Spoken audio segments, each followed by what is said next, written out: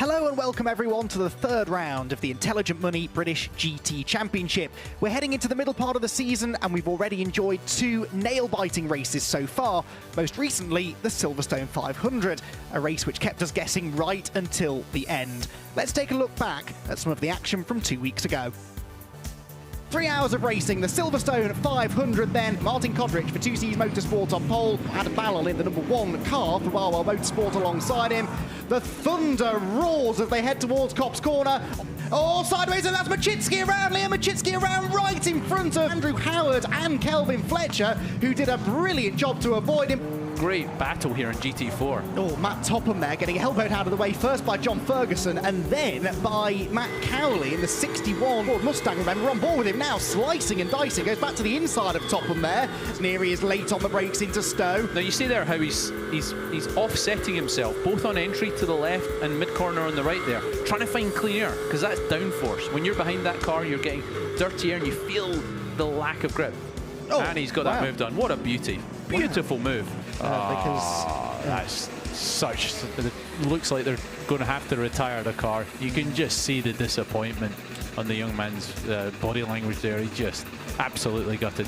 At long last comes the race leader. Hunter Abbott thinks, right, the thing's nearly out of fuel. The tyres are almost worn down to the canvas. Maybe I'll let Martin Kodrich have a go now. We have a fight for the race lead. Dennis Lind could not be any closer to Martin Kodrich. Purple, fastest middle sector for Lind on this lap.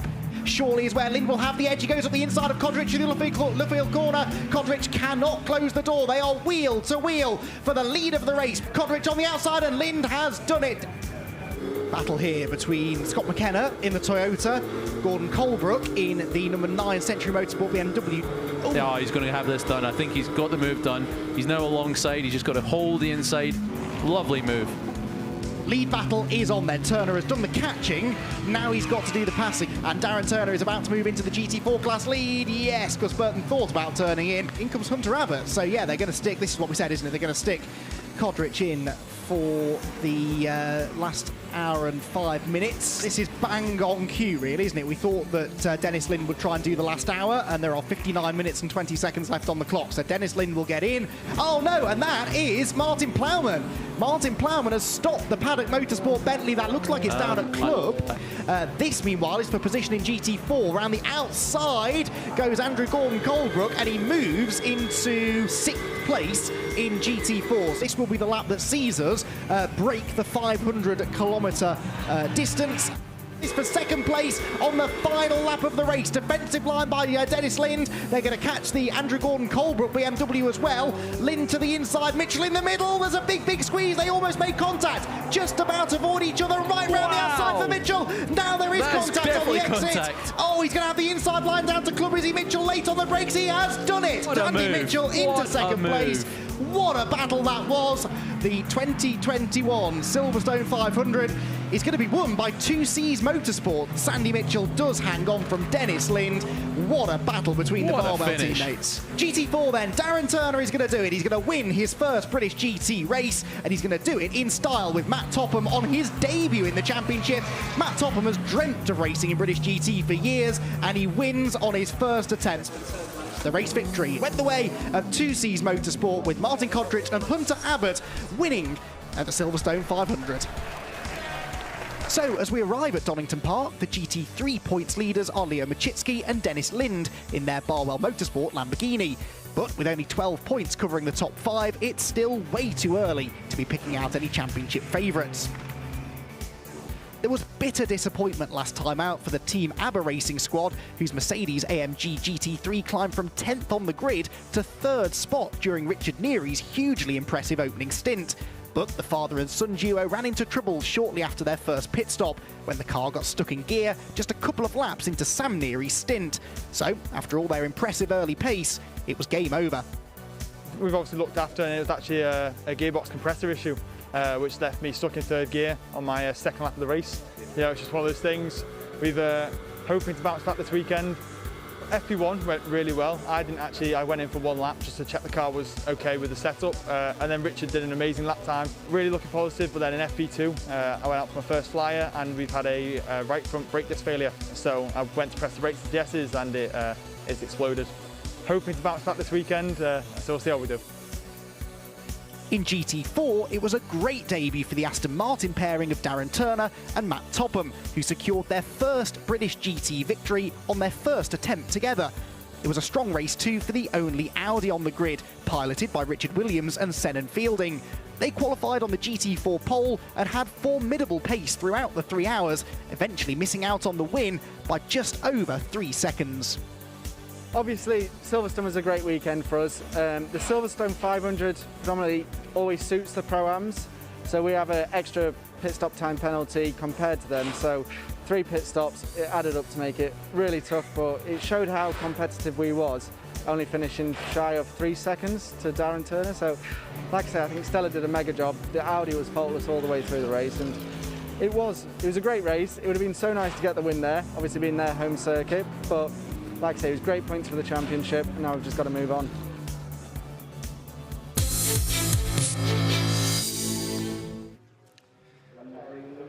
Here we go then, round number 3 of the Intelligent Money British GT Championship for 2021, coming to you live from the Donington Park Grand Prix circuit. The first of 2 visits to Donington Park this year. This now sort of traditional summer date, coupled up with the Donington decider for the season finale at the end of the year. It's a circuit that is steeped in British GT history. Some of the most memorable moments of the years of this championship have happened here. I'm sure we're going to have a few more to add to that list today.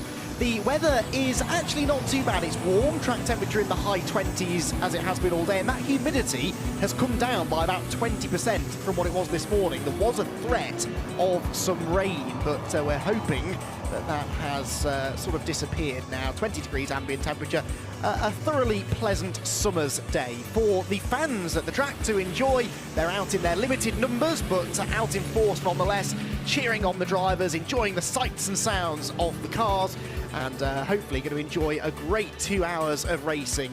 British GT gaining an even bigger fan base as the years go on, which is so great to see. Cars are lining up on the grid then. In a moment or two, we'll head down to Bryn Lucas, who's on the pit lane. Beforehand, though, let's introduce the commentary team. Andy McEwen up here, delighted to be joined once again by Joe Osborne. Joe, this championship, it just keeps us guessing, doesn't it? And this year, I know we say it's always wide open, but it really is, isn't it? Yeah, it's been brilliant so far. Obviously, third round we've been at Brands Hatch on the GP track, Silverstone, for the big sort of blue ribbon event at the 500, where we saw plenty of action, plenty of crashing, which was good. And now we're here at Donington, which historically has bred really, really good close racing, and that's been backed up by qualifying yesterday. With both classes, GT3 and GT4, we're looking at mere tenths of a second covering the whole field. So I think we've got some good ingredients for a good race, hopefully lots of action, and yeah, 2 hours of fun. Yeah, 4 different makes of car in the top 5 of the GT3 grid. This is the car that will start 5th on the grid. Morgan Tilbrook at the wheel of the Enduro Motorsport McLaren, who are due some good luck, really. Morgan had a crash on the warm-up lap at Brands Hatch. Marcus then had a collision at Silverstone, which he said by his own admission was a mistake on his part, not one that he's going to make again if he can help it. And that car has been qualifying really well. Hopefully we'll see it run well in the race as well. 2 hour race then, Joe. Strategy always interesting in these races. You throw in these success penalties as well, and I think we have got all the makings of another classic, haven't we? Yeah, definitely. The AMs starting is always quite spicy. It's not their day job, so they're allowed to make more mistakes that we're kind of used to. So it definitely adds a huge fun element to that part of the race. Yeah, most definitely. And we're looking forward to seeing how the opening stint of the race gets on. One of the drivers that's going to be out there in the first stint is Nick Jones, starting from 4th, Bryn.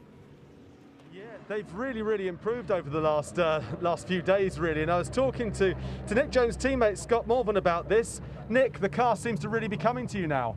Yeah, no, we've spent obviously quite a few days testing up until the start of the season, but wasn't really coming together. So, but Thursday we had a bit of a eureka moment, and we know the direction we need to go, and I think that's where a lot of the improvements have come. So I think it'll be interesting to see what it's going to be like racing. But you know, it's much nicer being at the sharp end. So we'll see how we get on. I think it'd be good. The car is really good now. Yeah, absolutely. Well, good luck for the race, Nick. Yeah, no, thank you. Cheers. Thank you. Cheers. Yeah, thanks, Bryn, and it's so nice to see the Team Parker Racing Porsche on the pace. It's a car that goes well in Europe, isn't it? And Team Parker is starting now to wrap their head around it, Joe. Yeah, obviously they had the Bentley for a good 3 or 4 years, both generations actually, and I think Nick was struggling maybe as an AM in that car, the Porsche definitely seems to be a little bit more AM friendly, especially here in Sector 3, the big traction zones where the Porsche has got the engine fundamentally in the wrong place. It is great for traction, so I think that car is going to be really strong in the final sector for me. Yeah, it comes out of those tight corners really, really well, and that is their best qualifying effort of the season so far. On pole position, though, is a front-engine Mercedes. It's the Ram Racing car, and Jelmer Berman is down there with Bryn. Yes, a lot of empty track ahead of them. Jelmer, you must be very happy with the performance of the car over yesterday and today so far. Yeah, definitely. I mean, Ian's done a great job being quickest in his group. Then I had to go and do the same, basically, which was tough. It was extremely, tight, extremely competitive. The times were very close, and we had some misunderstanding, I would say, about the definition of the track limits here. But anyway, in the end, I managed to, quite late in the run, still put a good enough lap for pole position, so that was great.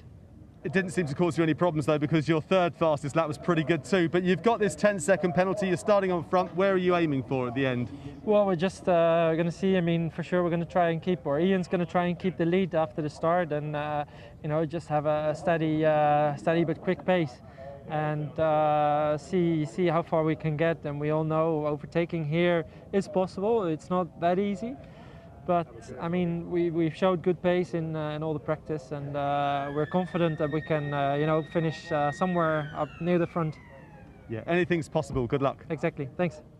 Yeah, Ram Racing then on the pole position for this race, and it's going to be interesting to see how they get on with a 10-second success penalty, remember. Now in GT4, we have a similar situation actually, where the car that's on GT4 pole position has a success penalty because it's the Newbridge Motorsport Aston Martin that really kind of seemed to dominate GT4 at Silverstone. They only won by 3 seconds in the end, but Darren Turner and Matt Topham did a brilliant job. Darren cannot be here this weekend, though, so he's being subbed by Darren Burke, who, Joe, I know you know reasonably well. Really impressive driver. Yeah, really, really good. Darren's been around for years, like myself, coming through the ranks, and quite hasn't had the break for his talent, to be fair, so he's going to actually have the bit between his teeth to prove that he should be there. Obviously, Darren Turner, we know, has got a relatively good CV. He's been around for a few years, and obviously Newbridge didn't have the budget to get a driver that wasn't called Darren, so I've got Darren Burke in, and I think he's going to be a bit of a star of the show, especially later on in the race once he gets in. I think those guys are going to be really hard to beat, even with their success penalty of 20 seconds. Yeah, 20 seconds because they won at Silverstone last time out. And speak of the devil, Darren Burke is down there on the grid with Bryn Lucas. Excited about this one, I'd imagine, Bryn.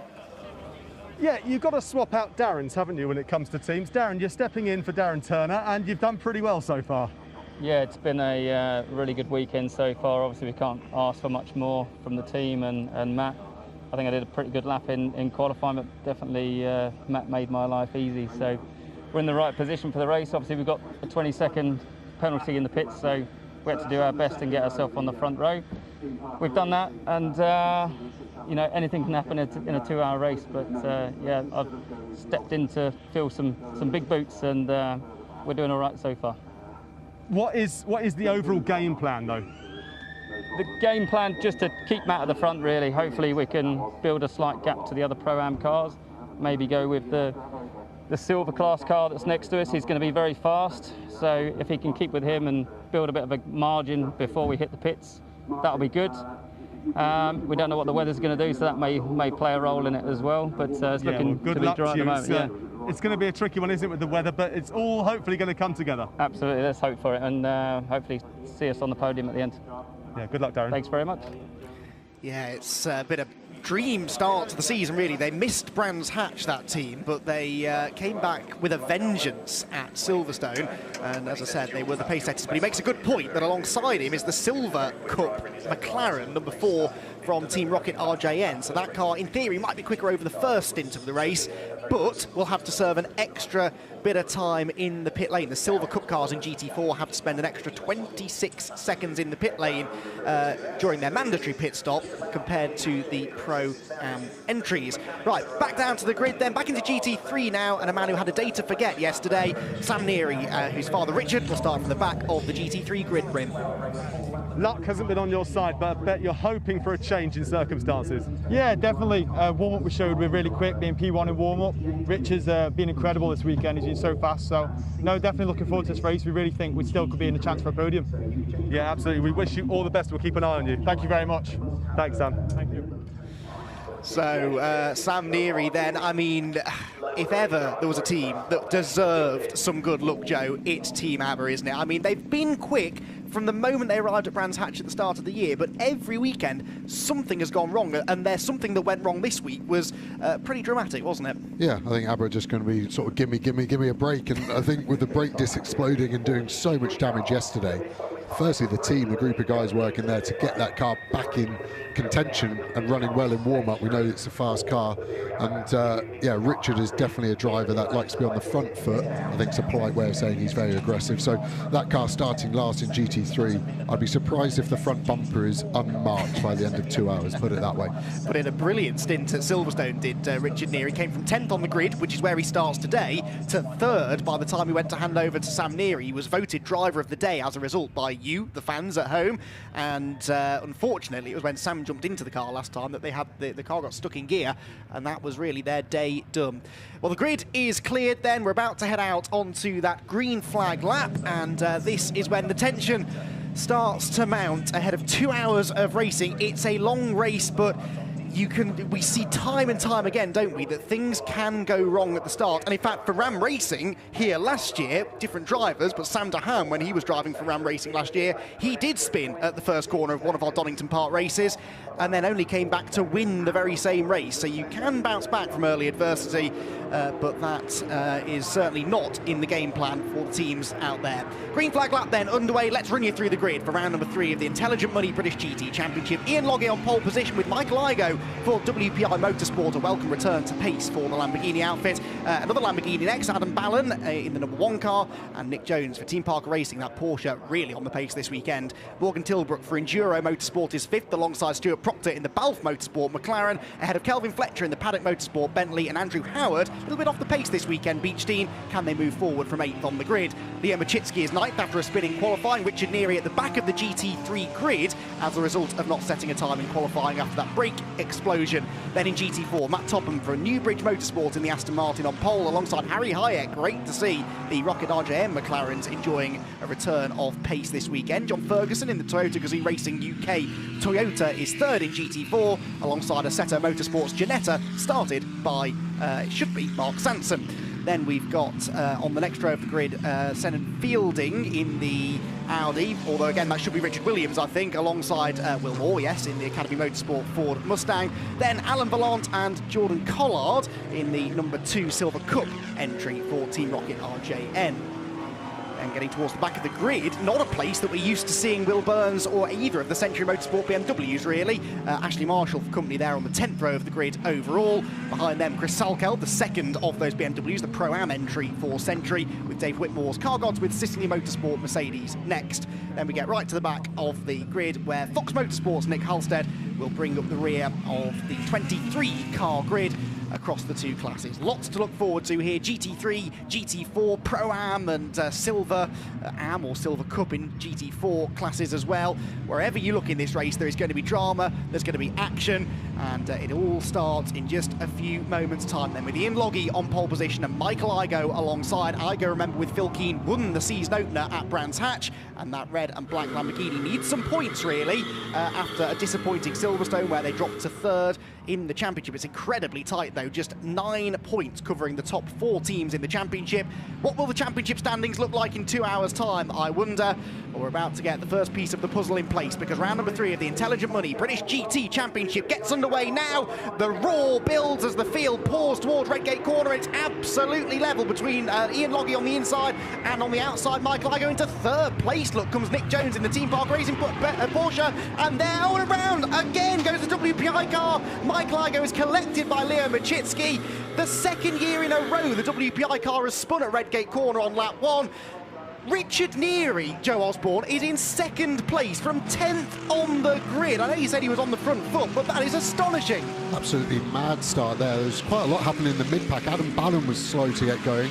The Bentley actually hit him as we went over the start-finish line. And yeah, it looks like Jones and WPI of Igo have got together and spun around. And I think Machiski's going to be out with front left damage. Safety car is out. Rather unsurprising as we see Morgan Tilbrook off in the background as well. So it's going to be a race of attrition after one lap. A lot of damage on the 63 Lamborghini there, going back to the pits, but that's going to be day done. It's definitely got a front left puncture. The sparks indicate some kind of suspension failure as well, I would suggest. So I think we're definitely one car down, and it all depends on Nick Jones and Igo if they can get going as well.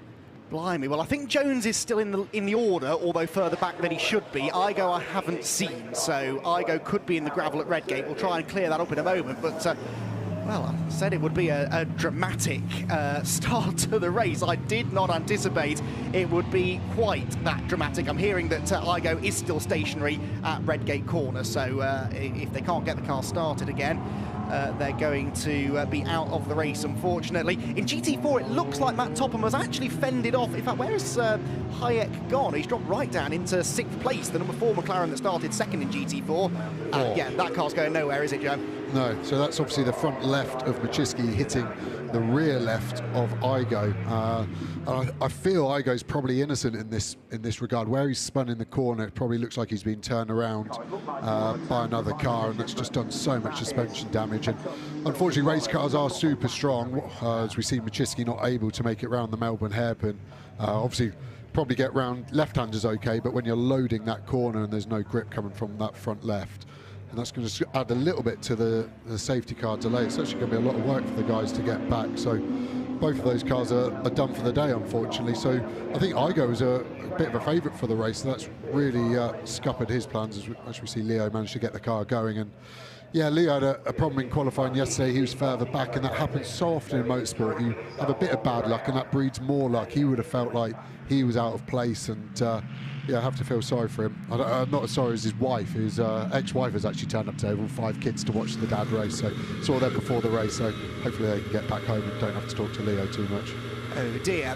Right, so let's recap then. Ian Logie leads. Richard Neary has defied the laws of physics, I think, to come from 10th to 2nd within 2 corners of that race. Stuart Proctor is 3rd for Balfe Motorsport. Adam Ballon 4th for Barwell. Nick Jones dropped to 5th. Be interesting to get a look at the front of that Porsche, see if there are any witness marks, any potential damage to the front of the Porsche. Into the garage goes the 63 championship leading Lamborghini, don't forget. That incident at turn 1 took out 2 of our top 3 cars in the championship, because the 18 car was 3rd coming into the race. Right then, Joe, what are we seeing? So I'm seeing a slow start from the number 1 Ballon car. You watch the Bentley actually hits the back of the McLaren there, so that's all you started off the kind of the mood for the turn 1. And as we get this long shot, let's just watch that blue Porsche on the inside is going to be my gut instinct. He's got a good start initially, Nick Jones. He's got to the inside, so you would have thought he's probably safe, but the cars are full of fuel compared to like in qualifying. They're 80 kilos heavier at least just on fuel. Cold tyres, cold brakes.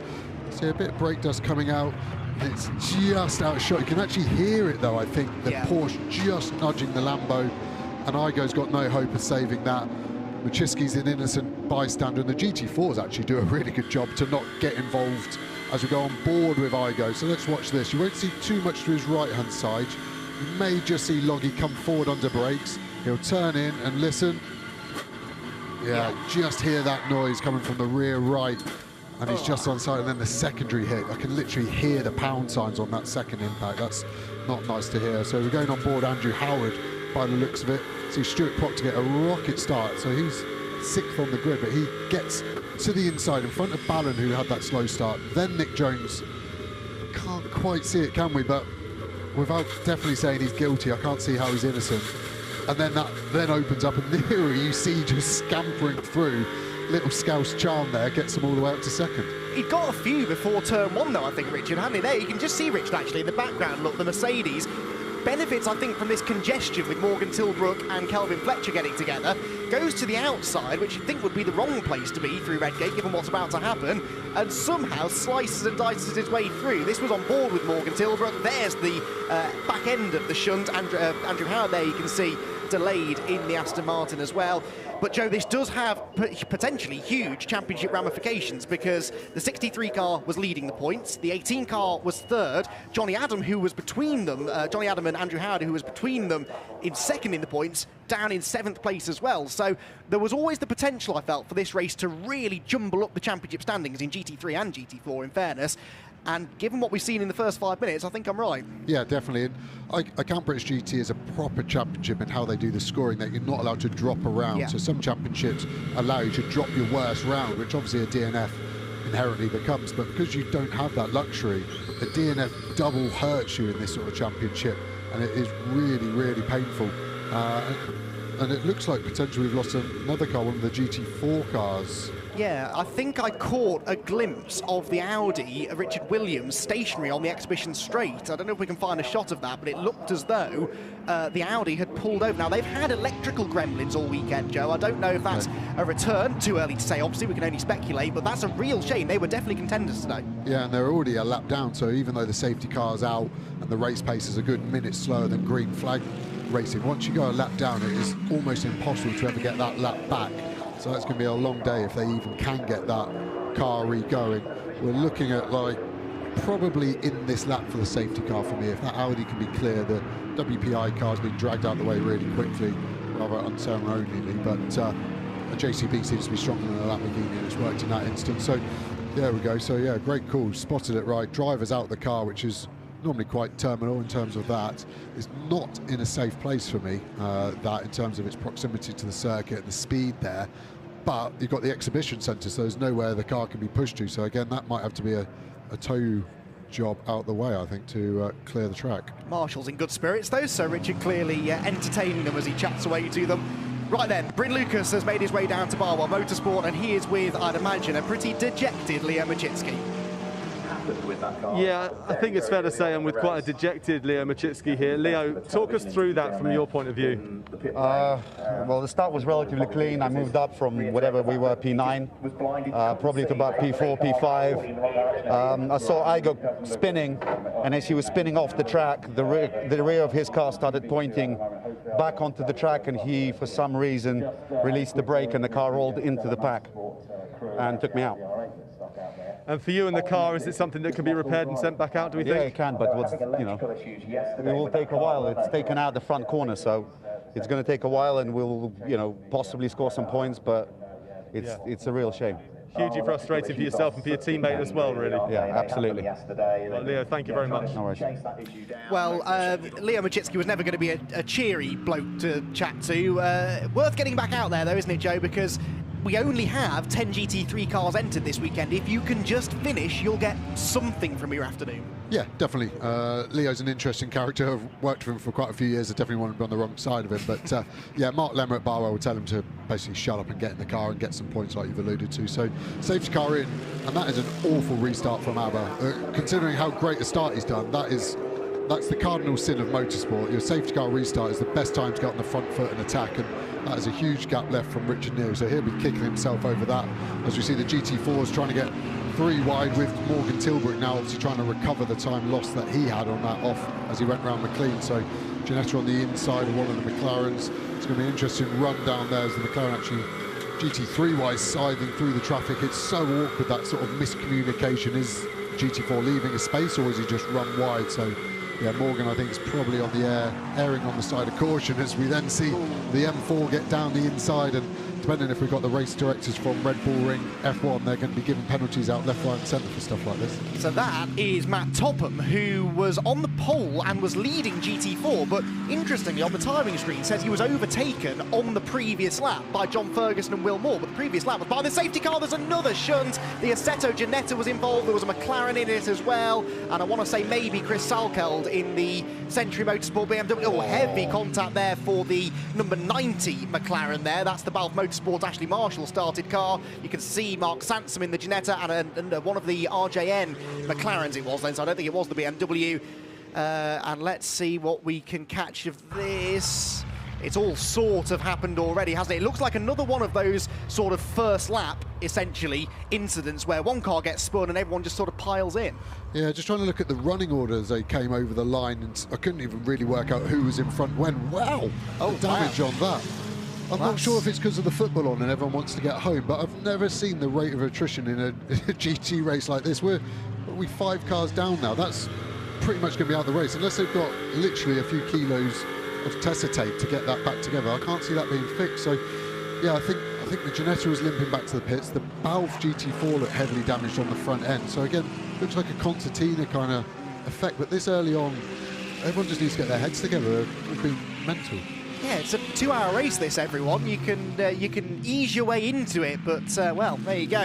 Into the pit lane, it was the number 3 McLaren, by the way, of Alain Vallon, was the RJN car that was involved in that shunt. I can see that because he just pitted. At the head of the field, by the way, Richard Neary, fastest lap of the race. So despite not being on his toes on the restart, he was 0.8 of a second quicker than Ian Loggie over the rest of the lap. And look at the way that Richard Neary has caught the race leader. Words I did not think I'd be saying 11.5 minutes into this race. Absolutely nose to tail as they head through the Fogarty S's once again, and Stuart Proctor in the Balf Motorsport McLaren is right there with them.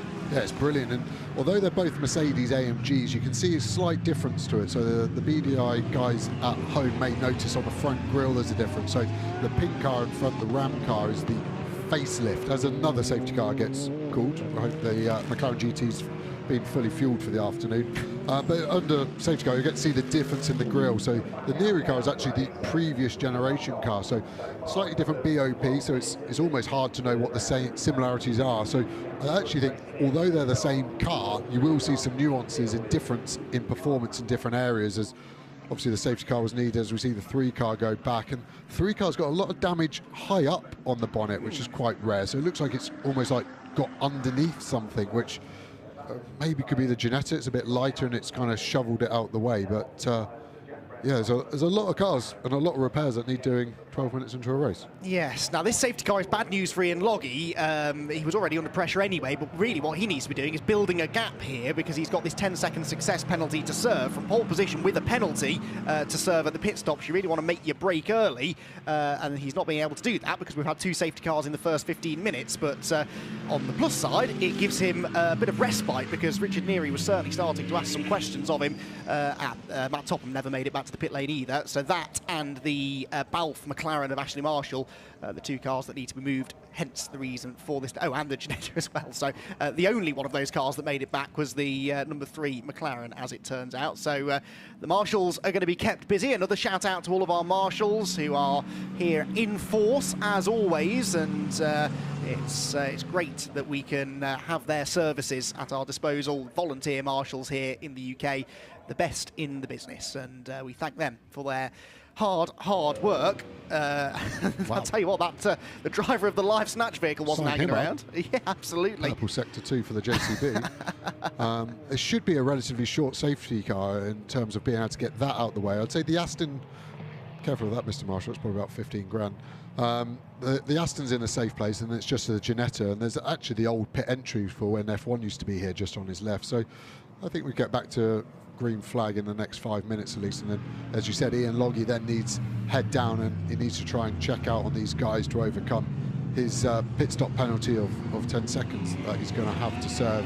And that's awful, just sat there as all the other guys are circulating at full racing speed, and when you're looking for tenths of a second, then suddenly you've got 10 seconds extra. You realise how much that is to overcome. So obviously Yelmer Berman, no mean driver, Mercedes factory driver, he'll be able to do some work, but it's now really trying to work out the order of where guys are going to be. And I'd say the Nearys are really in the driving seat at this moment in time. I think the Proctors are also there, both father and son combo, so it's a good dynamic to look at.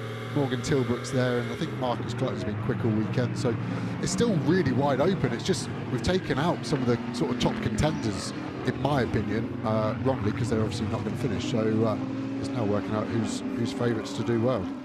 In GT4, by the way, the Toyota leads the way of John Ferguson, another team that really could do with some good luck, having had a non-finish at Brands Hatch. They are leading that class from Will Moore in the Ford Mustang. Leading early on, though, was the Aston Martin from Newbridge Motorsport, and down at the Newbridge garage now is Bryn Lucas. Yeah, start of the race, Andy. I was talking to Darren Burke about how good this race was looking, and it's gone from good to bad very, very quickly, Darren. Yeah, that's a massive shame. Matt had such a good start. The Aston was looking good from the get-go. He got the jump on everyone else. It's a real shame about the GT3s tangling up at turn 1, because I think that's led to a chain reaction. So then safety car restart hasn't been perfect for us. I'm not quite sure what happened with the Toyota passing us around the last corner before the restart, but a chain reaction's happened. I think they all look like they went into McLean's and tried and going for the same part of the track at the same time, and a few of them have collided. Obviously, we've got big damage on the car. Matt's had to pull the car over, so that's game over. It's a shame, because we were looking tasty. It's a bit of a baptism of fire for you, isn't it, stepping in for Darren Turner, and you didn't actually get out to race, which is a real shame. Yeah, it's good that I've got this mask on, really, because you can't see the disappointment on my face. But yeah, it would have been great, and even better if we could have, made it onto the podium, which I think we had a good chance of doing. Well, let's hope I can get out another time with Matt. Maybe it's another stage in the year or next year, maybe. Yeah, let's hope we get to see you out here again soon. Yeah, I look forward to it. Hopefully so. Thank you. Darren. Thanks very much, Bryn, and unfortunately, Bryn delivering quite a lot of bad news for us today so far. Hopefully this is not the trend for the rest of the race. So Ian Loggy leads the way then, Richard Neary second. You were talking actually about the different Mercedes AMGs we've got at the front. Sam was telling me, Sam Neary, that the Team ABBA car is the most successful Mercedes AMG chassis that Mercedes have ever made, apparently, as far as numbers of race wins in lots of different categories. They've never won in this championship, but they race it a lot in other series, and fairly successfully. Now, Joe, you've been trying to piece together what happened here. I mean, it might take a bit of piecing, but what are you concluding? So I'm thinking the Aston has got held up as slow, going on what Darren's saying, in McLean's. And then the number 3 car of Alan Vellante has hit him because he has front damage. And then I think that's caused the Ginetta to check up, and then Ashley Marshall's got nowhere to go. So it's a 4-car incident. I don't know what the sort of detonation point was in terms of the Aston being slow, but there's a lot of energy damage-wise. So there's been some big speed deltas in that corner at some point. And interesting that he'd lost 2 places before the safety car restart. It's an odd one that I'm not going to be able to sleep tonight on until I work out. It's like a murder mystery. I think we're getting the safety car in this lap, so the McLaren GT is nearly leading the race, to be fair. I think he will be 16th overall by the end of this lap. 620 horsepower, so we are lucky with the safety car that McLaren supply, who's a proper weapon of a vehicle, and that will be able to keep these guys all warm. Obviously, that's the point of the safety car. It needs to be going fast enough where everyone can keep tyres and brakes warm, so when it does go green flag, there's not a danger the tyre pressures get too low and you can get tyre failures. So seeing some big gaps again. So Kelvin Fletcher needs to wake up a bit, Nick Jones, and these guys should all be nose to tail. You can't overtake before the line, but you can be nose to tail. And my trick is that I shouldn't tell everyone. I like to be alongside the guy in front, because as long as my transponder's behind, I've got the run on him, and it's easier to hit him as well if I'm already alongside him. So these guys need to get a bit of Red Bull down and get some anger going. It's all a bit tame for me. Well, Richard Neary has woken up this time, thankfully, staying right with Ian Loggy. Right then, take 3. Let's try this again as we go racing once more with an hour and 41.5 minutes to go on the clock, and Richard Neary immediately is on it, goes to the inside, to the outside, back to the inside again. Richard Neary for the race lead, and he gets it at Redgate Corner. Mercedes goes ahead of Mercedes, and it's Richard Neary from 10th on the grid to the lead, and now Stuart Proctor comes alongside Loggy as well, and this was always the danger on the restart. If Loggy lost 1 place, he could lose more, but actually did well there to fend Proctor off.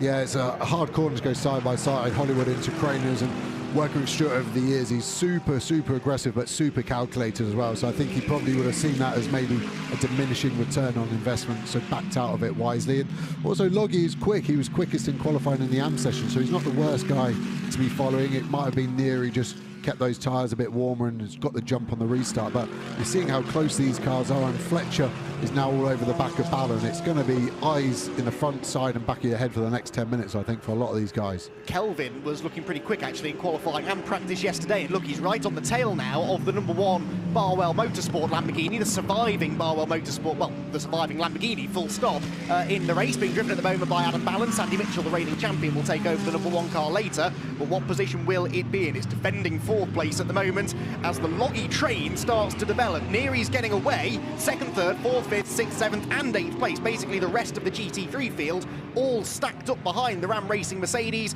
which isn't slow, and Ian Loggy isn't slow, but I think he's just driving on the mirrors a bit at the moment, isn't he? Yeah, definitely. It's so hard, like you alluded to. Once you lose one position, to refocus and get into your rhythm.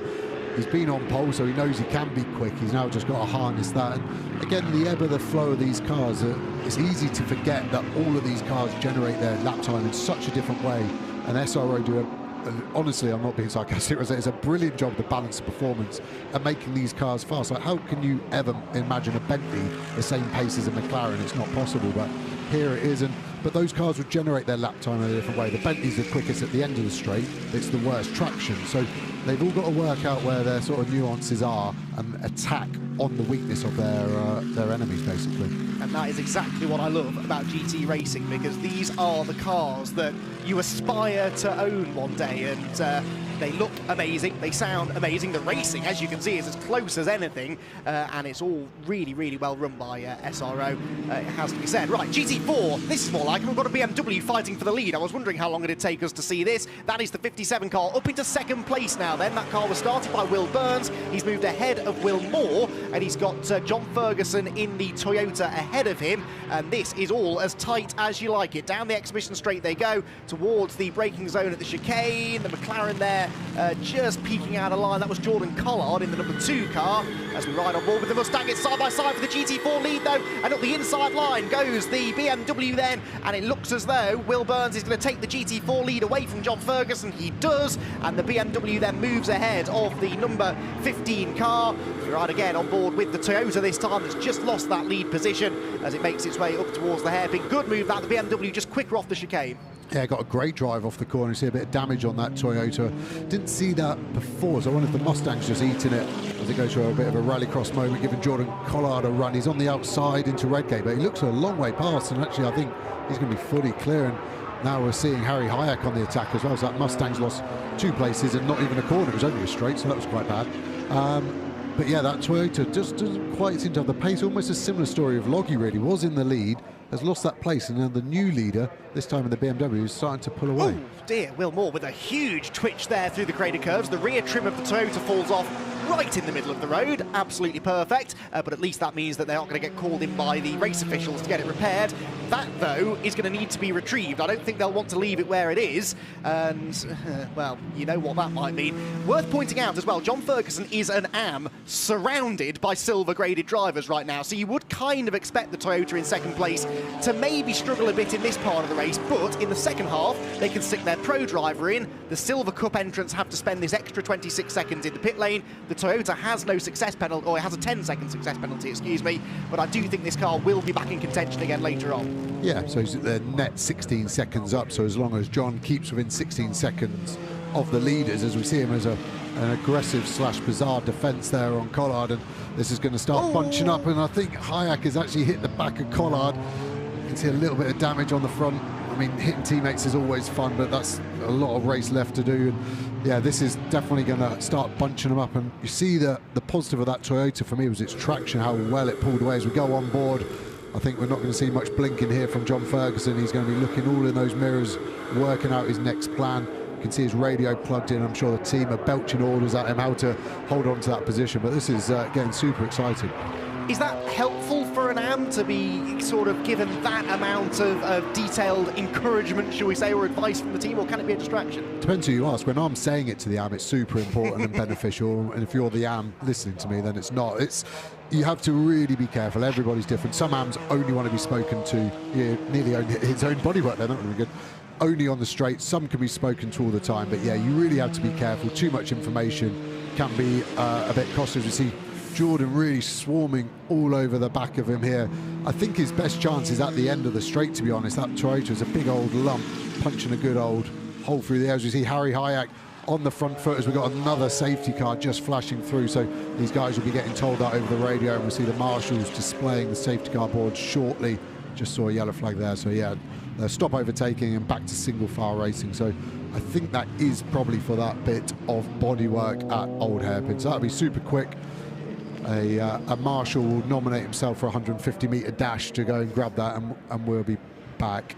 I think we're going to get a replay and just seeing. I think actually the debris been hit a few times potentially. So although it's not the biggest bit, it's probably only plastic as well. It'd still be 5 or 6 kilos, and hitting that.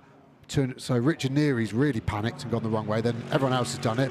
Stuart sort of blindsided Ballon into hitting it, and I think the cars will be okay. But then that's given Fletcher a run, and he's got past Ballon. So yeah, who knew a bit of plastic trim from Japan would cause so much drama?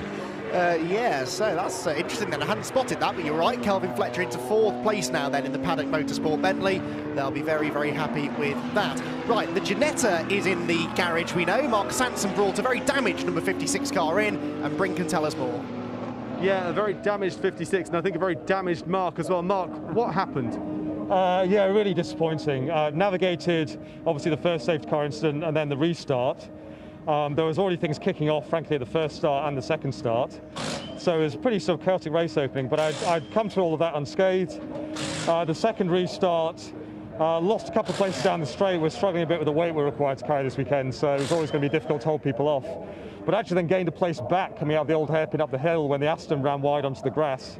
And then going into McLean's at the top of the hill, took what I thought to be a fully defensive line, hard to the right, 0 space on my right as far as I was concerned, and then just an almighty thump from the second BMW on my rear 3/4, which is caved in the right rear wheel structure. Enormous hit, actually made the radio fitting fly off inside the car. Unfortunately, I think then the green McLaren got caught up in the incident as well. I'm not sure whether they already had an issue, but still that's unfortunate for them. And just feels unnecessary. You know, the first 5 minutes of a 2-hour race, and just bumper cars out there, wholly unnecessarily. So I'm obviously pretty, annoyed, but obviously that, the stewards have got a better view of all the data, have a look at it and see what they think. Well, plus side, you've got some good pace in this car, and hopefully we'll see you out in Spa soon. Thank you very much, Mark. Thank you, certainly going to be in Spa, so I look forward to that. Right then, let's try this again, as we get the race restarted once more with still just over an hour and a half to go. The nearly 2-second lead that Richard Neary had built up over Ian Loggy vanishes, and this is an opportunity now for Loggy, I think, to just calm everything down, reassess the situation. Let's see whether or not he can stay with Neary this time. For second in GT4 though, this has picked up exactly where it left off, with Jordan Collard trying to get up the inside of John Ferguson, side by side through Hollywood. The McLaren versus the Toyota. The track goes left next, but then right down at the bottom of the hill at the Old Hairpin. Can Ferguson fend him off? He can. John Ferguson is a feisty racer. We've always known this, and he wasn't letting Jordan Collard through there, despite the fact that arguably Jordan does look quicker.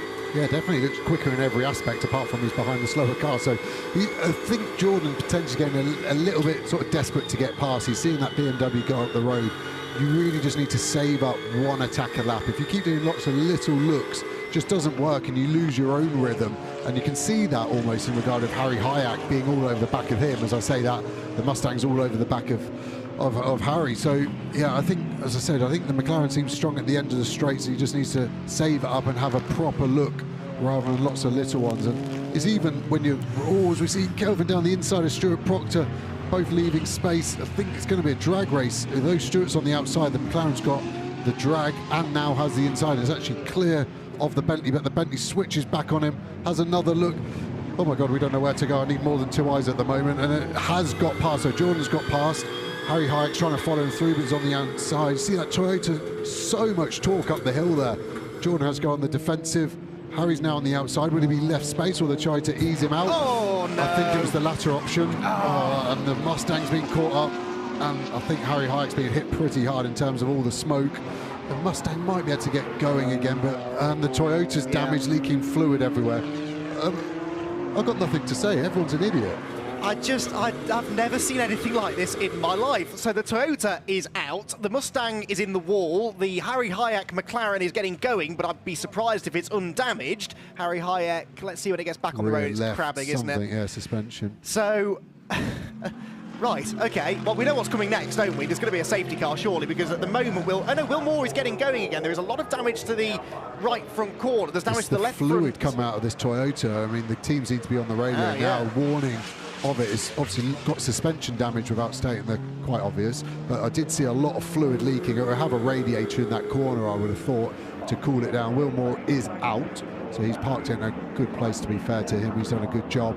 But I think we need to be careful of this fluid. So it's obviously starting on the start-finish line, so the driver's the engineer is first to it, is going to see a lot of fluid into turn one. So let's see what happens. I'm sitting back and getting the popcorn ready. Yes, well, the leaders are about to come into that potentially slippery area any moment now. There is John Ferguson going through the gravel and the grass, because why not? Rejoining the circuit again, because why not? Here come the leaders then. On board with Andrew Howard then. Howard is in 6th place. Stuart Proctor ahead.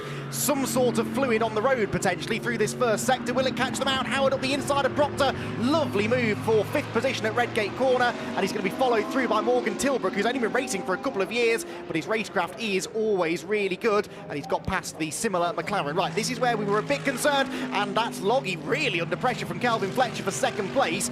No one flying off the road though, so I think we might have got away with that, Joe. Yeah, I think you're right. We have double wave yellows at the top of Craners for Harry Hayek's car on the left-hand side. It's one of those marginal ones if we need a safety car to recover it, or potentially the race director. They do have what's weirdly called live snatcher, where they can grab the car under a local yellow flag without the need for a safety car. So personally, I think we need to try and get a flow of this race going. The problem is with safety cars, it bunches everyone up, gives them an opportunity to smash each other out the way and get more safety cars, which at this point we've lost a third of the field just in crashes. So the Toyota's still limping back. I think it's kind of brave of him, but they're not going to repair it. It'd be better just to park that in a safe place and get home for the football. Yes, I had heard that was on tonight. Andrew Howard is showing us why he's a former champion here, isn't he? Because this is a really good drive. Having a go now at Adam Ballon. There was a bit of Morse code being tapped, I think, on the right rear corner of the Lamborghini, but Adam holds on to the place, and Andrew Howard is now starting to march towards the front. And the one thing you can always be, and I shouldn't be saying this probably, you can always be fairly sure of with Andrew, he stays out of trouble. He is a very measured driver, is Andrew Howard. He can race, he can overtake, he can be committed and aggressive when he has to be, but a bit like you were saying about Stuart Proctor, it's always calculated. You don't often see Andrew going for that sort of gung-ho move that's going to end in contact. Yeah, you're definitely right. He's been around for so many years now, Andrew's super experienced, and he's won the championship, so he knows how to do it. I just don't think anyone's got it in their locker today to be sensible. So you see how much time he's lost to Ballon though, so he needs to just get his head back down, concentrate on just churning out some decent sectors as we see that Toyota get all the way back to the Speedworks guys, and I think they've realised it's day done, get the skates in and close the garage door. So I think we're going to get a replay of this coming out the last corner. Toyota's got the inside, but Hayek's a long way in front. They're both coming together. Will Moore is fully innocent in that. So it's really working out. Could the Toyota have left him a bit more space? Harry was in front. It's racing instance with an essence of it being John Ferguson's fault, but he is an AM. It's not his day job, so you can't go. Great on board here. Let's see it. So he sees the McLaren there. Kind of just keeps driving into him. For me, he should have kept a bit of left hand down, a little less throttle, and they could have both ran into turn one side by side and had another hour and a half of fun. That's the thing, there's 90 minutes left, Joe. You don't need to be driving into people and forcing people on the grass when there are 90 minutes left, and the people that are passing you are going to be in the pit lane for so much longer than you. So this is part of what you as a pro driver, for example, would have to teach an AM. Patience. Patience is really, really important. You don't need to win every battle because there's a bigger war to be fought, and ultimately the Toyota was still looking good. Yeah, everything you say is correct. The only interesting dynamic is when you're a pro employed by the AM, you have to be careful how you choose your words. And let's not forget, these amateurs are normally super successful businessmen, so talking down to them is an interesting dynamic. And you can state the obvious, but in the heat of the moment, it's not always the easiest way to go. It'll be interesting. I think we've got an onboard from the 61 of Will Moore, so this will give us a great insight. So you see Harry on the right-hand side in the grey RGM McLaren.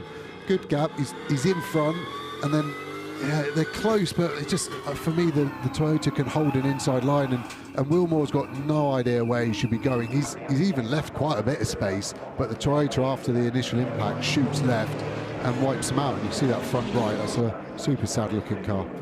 Yes, it is, and they have had a bit of a season to forget, actually, by their standards, really. Academy are a good team. The Mustang, we know, is a good car, but they didn't finish at Brands Hatch. They didn't score very many points at Silverstone either, and that should have been a decent track for the Ford Mustang, you'd have thought. Likewise here at Donington, but bad luck, unfortunately, and it really was bad luck for Will Moore. You can debate whether the initial contact was Ferguson or Hayek's fault or whatever, but Will Moore had no part to play in that. He was just wrong place, wrong time. Right, back to GT3 then. Richard Neary leading by 3.2 seconds, but Ian Loggy sets the fastest lap. So now he's broken away from Fletcher and Ballon. He's calmed himself down. He's got that clear air. He's showing the pace that we always knew that he had. Yeah, definitely. He's only 3 seconds behind Richard Neary, so if he can keep this pace going, and it might not actually be the drivers, let's take some credit away from them. It could be the car. Tyre pressures are a huge thing. The Nearys might have started them a bit higher, and that turns the tyre on as it gets the grip earlier on. Because they were so far back on the grid, they would have wanted a fast car at the start of the stint most likely, whereas Loggy being on pole would have wanted an even car, probably coming on at this point to the end of the stint. So it could be that the cars are now just changing dynamics, and we might see a bit more of an ebb and flow the other way. And that goes for all the other cars as well. The tyre pressures are such an important thing. They are allowed tyre ovens, but at the start of the race, you're sat on the grid for 10-15 minutes, and you probably lose a third of that. So it takes a while to build that energy back into the car.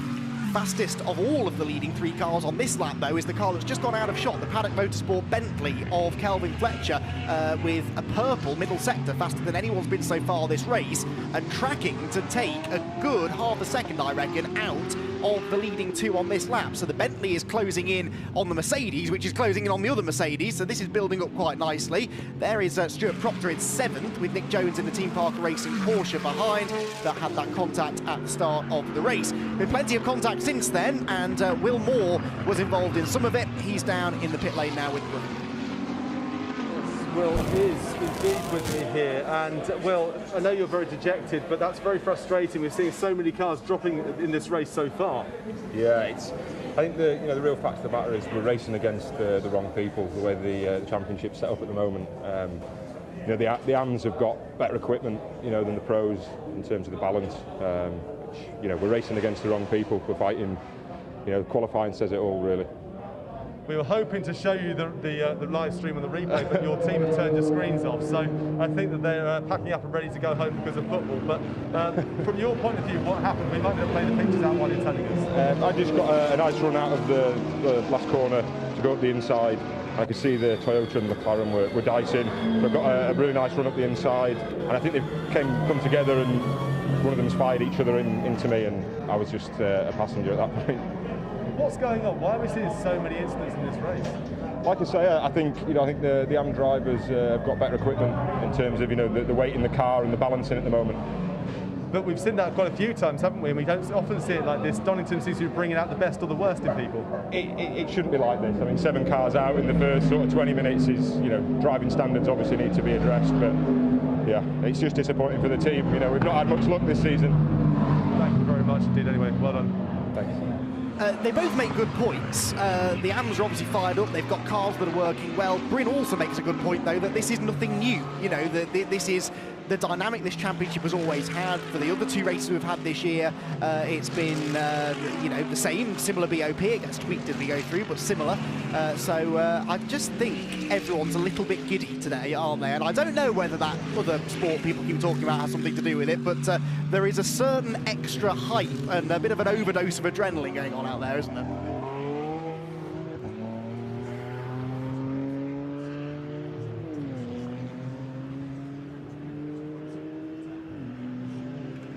So it's obviously when it's closer with qualifying like that, it's always going to ensue that way. So it's potentially just a set of circumstances mixed with a bit of enthusiasm is probably the kindest word I'll use. And it's just gone there. But I generally never seen a race like this. So we now need to settle into a rhythm and work out where we're going to go. There's obviously a lot fewer cars left, so traffic's not going to be so much of a problem. And then we're just going to go from there. But we are seeing Neary losing a little bit now. He's lost 3 or 4 tenths over the last couple of laps to Loggy. So if that can start to get in, that's going to be an interesting race before they pit in 25 minutes. Now, this car number 9, Chris Salkeld, has a 10-second stop-go penalty for causing a collision. I'm not sure which one, but the number 9 car looks like the cleanest car out there, actually. I can't see any damage on it, but it's been involved in some contact, and Chris Salkeld, I'm afraid, is going to be handed a 10-second penalty as a result. So the only thing I can think, because we've seen so much action, is that the GT4 crash that happened at McLean's early on that took out Topham, Marshall, the Ginetta and the RJN McLaren. We never saw the sort of catalyst of that. I haven't seen anywhere else he could have been involved, to be honest. But yeah, I think the other thing that I've just sort of noticed, we haven't had any track limit warnings yet. I actually thought that was going to be the flavour of the race. So over the stint each hour you get five warnings before a penalty, and it's quite easy to pick up around here at Donington. We haven't had any warnings yet, so hopefully it continues that way, but that will be another dynamic to add into the mixing pot. Normally when the pros get in, because they kind of take the mickey a little bit more with the rules, and the AMs are a little bit more polite, but yeah, I think that's another thing that we need to kind of keep an eye on. Definitely. Also, that battle there, which was developing between Andrew Howard and Morgan Tilbrook, as Chris Salkeld comes into the pits to serve the 10-second stop-go penalty. There you can see being directed into the stop-go penalty box, and so he's going to rejoin and become the first car still running to go a lap down within the field as the GT3 and overall leaders come through now. So on board with Morgan Tilbrook then, a driver who's only been racing for about 2 years full stop, and here he is in British GT in a McLaren, running now in the lead pack and looking like he's got the measure of Andrew Howard, and that is pretty impressive. Yeah, when you look at the alumni in front of him, you've got Andrew Howard, former champion, Adam Ballin, current champion, and Calvin Fletcher from Emmerdale. He's got to be pretty happy in his first year of GT3. It's obviously a car I know well, and actually that car is one of our old development cars at McLaren, so it's the first 720 I ever drove, so he's blessed to have that one after I've touched it. And you can see in his style that he's super smooth, and I think he's going to find a way past Howard. He's a couple of lengths behind at the moment, but over the course of the lap he seems to be that little bit quicker, and he's just got to find his way through. But getting past Andrew Howard is no easy task by any stretch of the imagination. No, not at all. At the front of the field, by the way, Ian Loggy was a full second quicker than Richard Neary last time. 2 reasons for that. One, it was a quick lap by Loggy, in fact, the fastest of the race so far. It was also quite a slow one for Neary, about 8/10 off his previous best, so Richard may have had a moment. Ian's really hooked together a good lap, and the gap is down now under 3 seconds again, as here, Adam Ballin closing back in on Calvin Fletcher.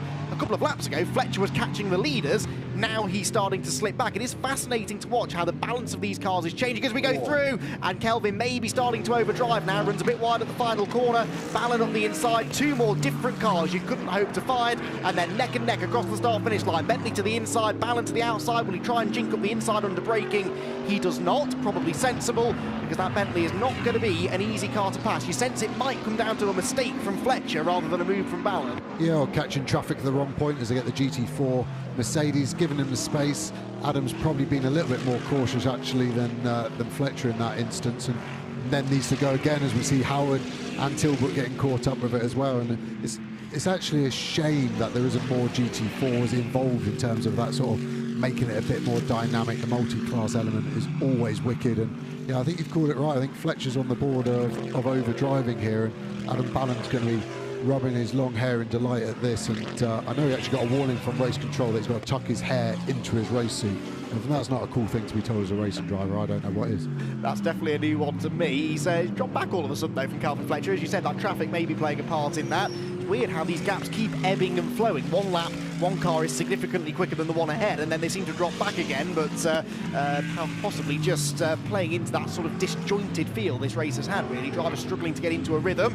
That's the number 40 McLaren, which really delays Calvin Fletcher out of the hairpin. He now does get alongside the number 40 car there as it heads up the hill. That was Nick Halstead in the Fox Motorsport McLaren, but that allows Ballin to close and ultimately get up the inside properly this time. Coming out of Goddard, the Lamborghini has good traction, the Bentley has good grunt in a straight line though, and apparently finds decent grip on the grass too, because he's pulling back ahead now is Fletcher, and he's got the inside line for Redgate Corner. Ballin, will he brave it on the outside? No, instead tries to cut back to the late apex, but Kelvin places the car well there. He just delayed getting on the throttle on the exit just to cover off that switchback. For someone who hasn't really been racing for that long, Kelvin, I know he's got a few years under his belt now, he displays and always has displayed really, really good racecraft. He understands where to put the car, both when attacking and defending. Yeah, that was brilliant. I mean, the cutback by Ballon was the obvious move for him to do, but for Fletcher to read that in obviously tenths of a second and cover it off, because what he should have done by being fast is get on the throttle, drive the car out the corner and leave that inside gap open. As you said, he just checked up and it just stopped the momentum of Ballon, so he had to get out of the throttle and it stopped that gap sort of disappearing and potentially losing a place. So really, really well read. And it sometimes looks easy from the outside, but when you're in the heat of the battle and the time you've got to make that decision is so small, it's easy to get overlooked and lose a position, and suddenly he'll be defending from Andrew Howard, and before you know it, he's all the way down in 6th place, and Johnny Adams got a lot more work to do. That shot there really shows the gap coming down well over 2 seconds now between the two Mercedes, and I think Loggy has really got his sights firmly set on getting first place back. Ballon back alongside Fletcher here for third, but we know the Bentley's going to be better at the end of the straight. Now this time, might Ballon try and go to the inside? He does have a look. He's later on the brakes, but not quite late enough. Fletcher left him room though, just in case, and that is going to compromise Kelvin's exit. Ballon up the inside through Hollywood, but again the Bentley, as it goes through the gears, just edges back ahead again. And Andrew Howard probably wants to get involved in this, but I'm not convinced that's the best idea. If I were Andrew, I'd just sit there and let this play out, because again, they are going side by side. The Bentley is really struggling mid-corner, isn't it? Yeah, again, it's the balance of performance where the cars work. That Bentley is probably the slowest out of a corner, but the quickest at the end. So you've got that awkward crossover point, and that's what we're seeing. The Lambo can get alongside, but by the time we get to the end of the straight, the Bentley has refound its sort of pace and is strong again. The Aston, interesting, is kind of in the middle of both of them, so it's not long enough left in his stint, but if we had another 20 minutes on top, I'd probably say to Ballon to let Howard go through and follow him through on the Bentley, because I just don't think the Lambo's strong enough in any one area to get past him. It seems like turn 1, but the Bentley already has 2 or 3 lengths by the time they hit the brake, so it's going to be that or traffic, and Ballon's definitely looking racy. He's showing intent and willing. He's just got to kind of convert it into an actual move now. It's nice to see from Adam, though, because that wasn't always the way with Ballon. Sometimes when it came to wheel-to-wheel battles, he would not always come out on top, but definitely getting stuck in here. Again, he takes that tighter line out of Goddard. Looks great for him here, but the next corner is a right-hander, and the Bentley just pulls that length or so, as you say, but Ballon is closer this time. Might have a more concerted go on the inside. He does. Again, Fletcher leaves him room. But Fletcher can leave him room because he knows he's going to come off the corner better, or get up to speed better anyway once he gets off the corner. And look at the gap he's pulled on Ballon now. That wider line through Redgate gave him the momentum out of the turn. And then Ballon's not close enough when you get to the next braking zone. Yeah, I mean, that Bentley can always drive it like a NASCAR through turn 1. He's like taking a high line, leaving that inside, which kind of lets Ballon dive bomb him if he wants, but he still gets the drive out of it. And again, we're seeing this sort of slight indecisiveness from the car behind in regards of showing its nose too easy, and it then just confuses the driver in front. I always find it's better to be black or white and sort of surprise them with the overtake rather than showing 5 or 6 times a lap an intent to overtake. Save it up and a real strike when the iron's cold in that way. Absolutely. So back through the chicane again, on board with Andrew Howard, using all of the curb, the Pirelli rubber being given some real punishment as it rattles over those sausage curbs on the inside of both apexes of the chicane. There is Andrew, hard at work, his face full of concentration as he focuses on the back of the Lamborghini ahead of him, and makes his way back up towards the top of the hill and Goddard's corner. The leaders are about to cross the start-finish line. The gap going back out again now between Neary and Loggy. Loggy was a couple of tenths quicker that time, but nearly a second slower on the previous lap. That is the race-leading GT4 BMW being put a lap down now. That's Will Burns in the lead, and he stays nicely out of the way of Fletcher and Ballon. You've seen the rarest thing ever in automotive world with BMW with its indicator on, so it's always great to see a GT4 driver with so much mental capacity to be able to show the GT3 cars that he's staying to the left in that regard and getting out of the way. And I've been fortunate enough to drive in both classes, and I know how it works both ways, and if you in the GT4 can make it more obvious, you lose less time, so might seem counterproductive in terms of getting out of the way, but they are going to overtake you at some point in the GT3. So if you make their life easier and they don't force you off the road, you're only going to lose a few tenths rather than a few seconds. And likewise in the GT3, almost horrible to say, but you get used to the good guys and the bad guys, and when you get a bad guy in a GT4, you have to be harsh on them and even push them off the track to make sure they're out of the way, whereas the kind of guys you're more sort of lenient to, and you're not so much of an idiot towards them. Psychologies of racing drivers always fascinate me, and the thought processes that you go through in the out there on track, and so many things being thrown your way in such a short space of time, and the decision-making process has to be quick. That is Nick Jones around, I'm afraid, at the chicane. The Team Parker Racing Porsche was running in 8th position. It was the last of the GT3 cars still running, 5.2 seconds behind anybody else, so I'm not sure whether he's tangled with the back marker or done that by himself. Either way, let's hope he gets the car fired up. He does, and gets back underway. A race that promised so much for the Team Parker squad, and is just not going to deliver it. Yeah, I think I work for McLaren, but I don't think the McLaren's hit him there. I think that's a bump on the right-hand curve, and it's almost kind of there. They've left the bump on purpose now, because if you cut the corner too much, you hit this bump. And the Porsche where the engine is, I think it's just like a pendulum. It's sat down and then sprung up, and he's then just had a big old tank slapper and it sent him round. So unfortunately for Nick, I think that's just him learning the car around Donington Park. Yeah, such a shame for Team Parker, really, because, as I said, this was a race that promised a lot. They'd had their best qualifying effort yet with the car. They got into third into turn one, challenging for second, and then the second they had that contact with Igo, it's just been downhill from there, and they're going to need another safety car now for Scott Malvern to have any chance in the second stint of the race to get back into it. We're not a million miles away, actually, about 10 minutes now from the pit window opening for the GT3 cars. The AMs will get out, the pros will get in, and we'll see then if the dynamics change at the front of the field. Certainly Kelvin Fletcher has been one of the quickest AM drivers here this weekend. The same cannot necessarily be said about Martin Plowman amongst the pros. This car is running well now, and if you're Adam Ballon, do you have that in the back of your mind that maybe you just leave this to Sandy Mitchell while he's trying to do something about it himself, as he again gets alongside, has his nose almost ahead as they cross the start-finish line. They were 33 one-thousandths of a second apart that time, and this time Ballon is still fully alongside by the time they get to Redgate. So every time he tries that, Joe, he's getting further and further level and staying there a bit better. So tyres going away on the Bentley maybe here, just helping the Lamborghini keep up out of the corners. Yeah, I think you're definitely right on that. And I think Ballon d'Or, oh, that's a football one, Ballon d'Or, he gets to the door but then no further, and he's stuck in that awkward limbo, and he's actually perfectly sat in the blind spot of the Bentley.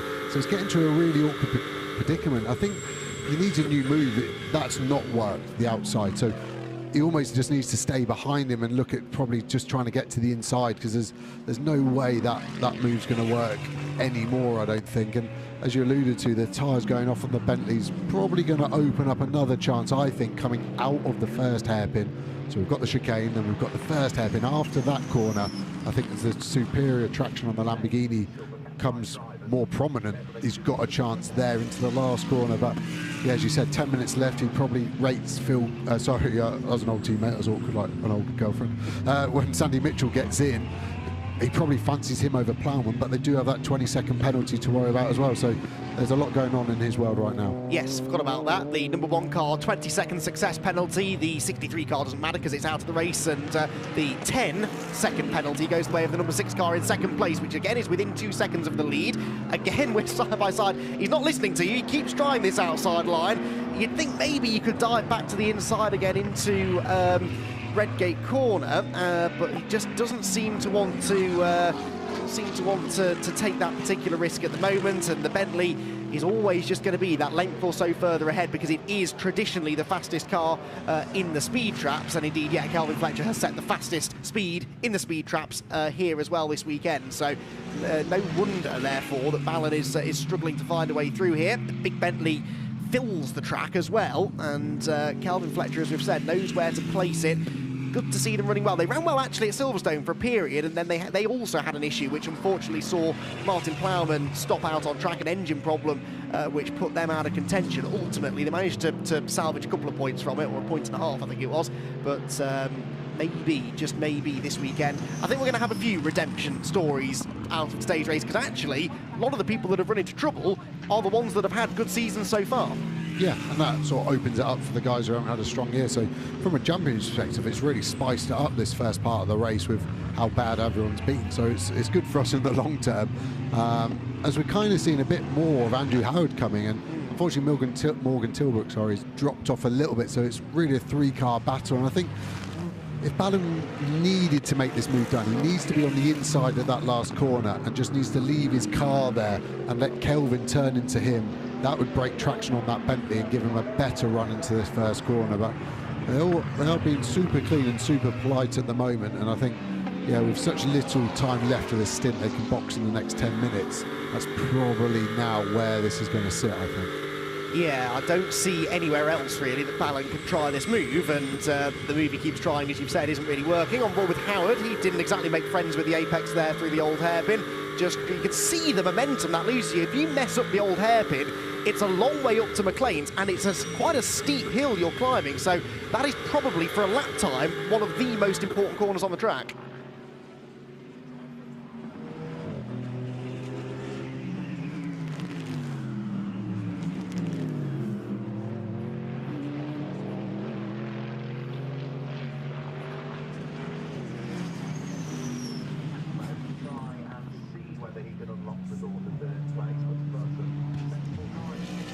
Call it in a horrible sort of cliche motorsport way. So, and he will just work away at that over the weekend as he really gets down the inside. He needs to rotate that car, go. You can see him leaving a big set of 11, so he definitely went. And now hold Fletcher to the inside and do like a cutback in the next corner. I don't see that working. Oh, maybe. Yeah. Maybe he's done it. He's gone through. I'm glad I saw that working. And off he goes. I don't know if there's a bit of contact there, because you just see the Bentley just have a little twitch. It might not have been aided, but he's made that work really, really well after I said the complete opposite. Yeah, you telegraphed that one well, Joe. So, into third place goes Adam Ballon. Saw the chance. Well, he created the chance, really. It was a bold move, and I have noticed that every time Ballon shows his nose, Fletcher leaves him room. And I think maybe Adam had realised that and thought, well, if I really show my nose, he might just sidestep out of the way, and I actually think that's what happened. So Ballon goes through. Now he's got to get away, though, because if he leaves himself vulnerable at the end of the straights, the Bentley could come back at him. He is starting, though, to build a little bit of a gap. We're going to see a replay of the overtake then, Joe. Talk us through it. So he's dived down to the inside. I thought it wasn't on because of the gap behind, and I think it is clean. I think the Bentley has its own moment on its rotation. He'll be trailing the brakes in and the front of the car. So we'll see Andrew Howard. It's hard to say that the Aston Martin windscreen wipers protects any modesty of Ballon potentially being guilty there. But great move nonetheless, because it's done and he's got no damage on his car to show that he was wrong. So he's now got 10 minutes to get his head down, and let's see what pace he did have as we see back markers getting involved with the leader again. You know how you said Morgan Tilbrook wasn't really keeping pace with those ahead of him? Well, he's just set the fastest lap, 129.132, so that McLaren coming on strong as well. And we know how good Marcus Clutton is, and he will jump into that car. Well, it's sixth at the moment. It will gain probably a position or two because of other people's penalties. So that is going to be an interesting dynamic into the second half of the race. So is this as well. Ian Logie back within a second and a half of Richard Neary.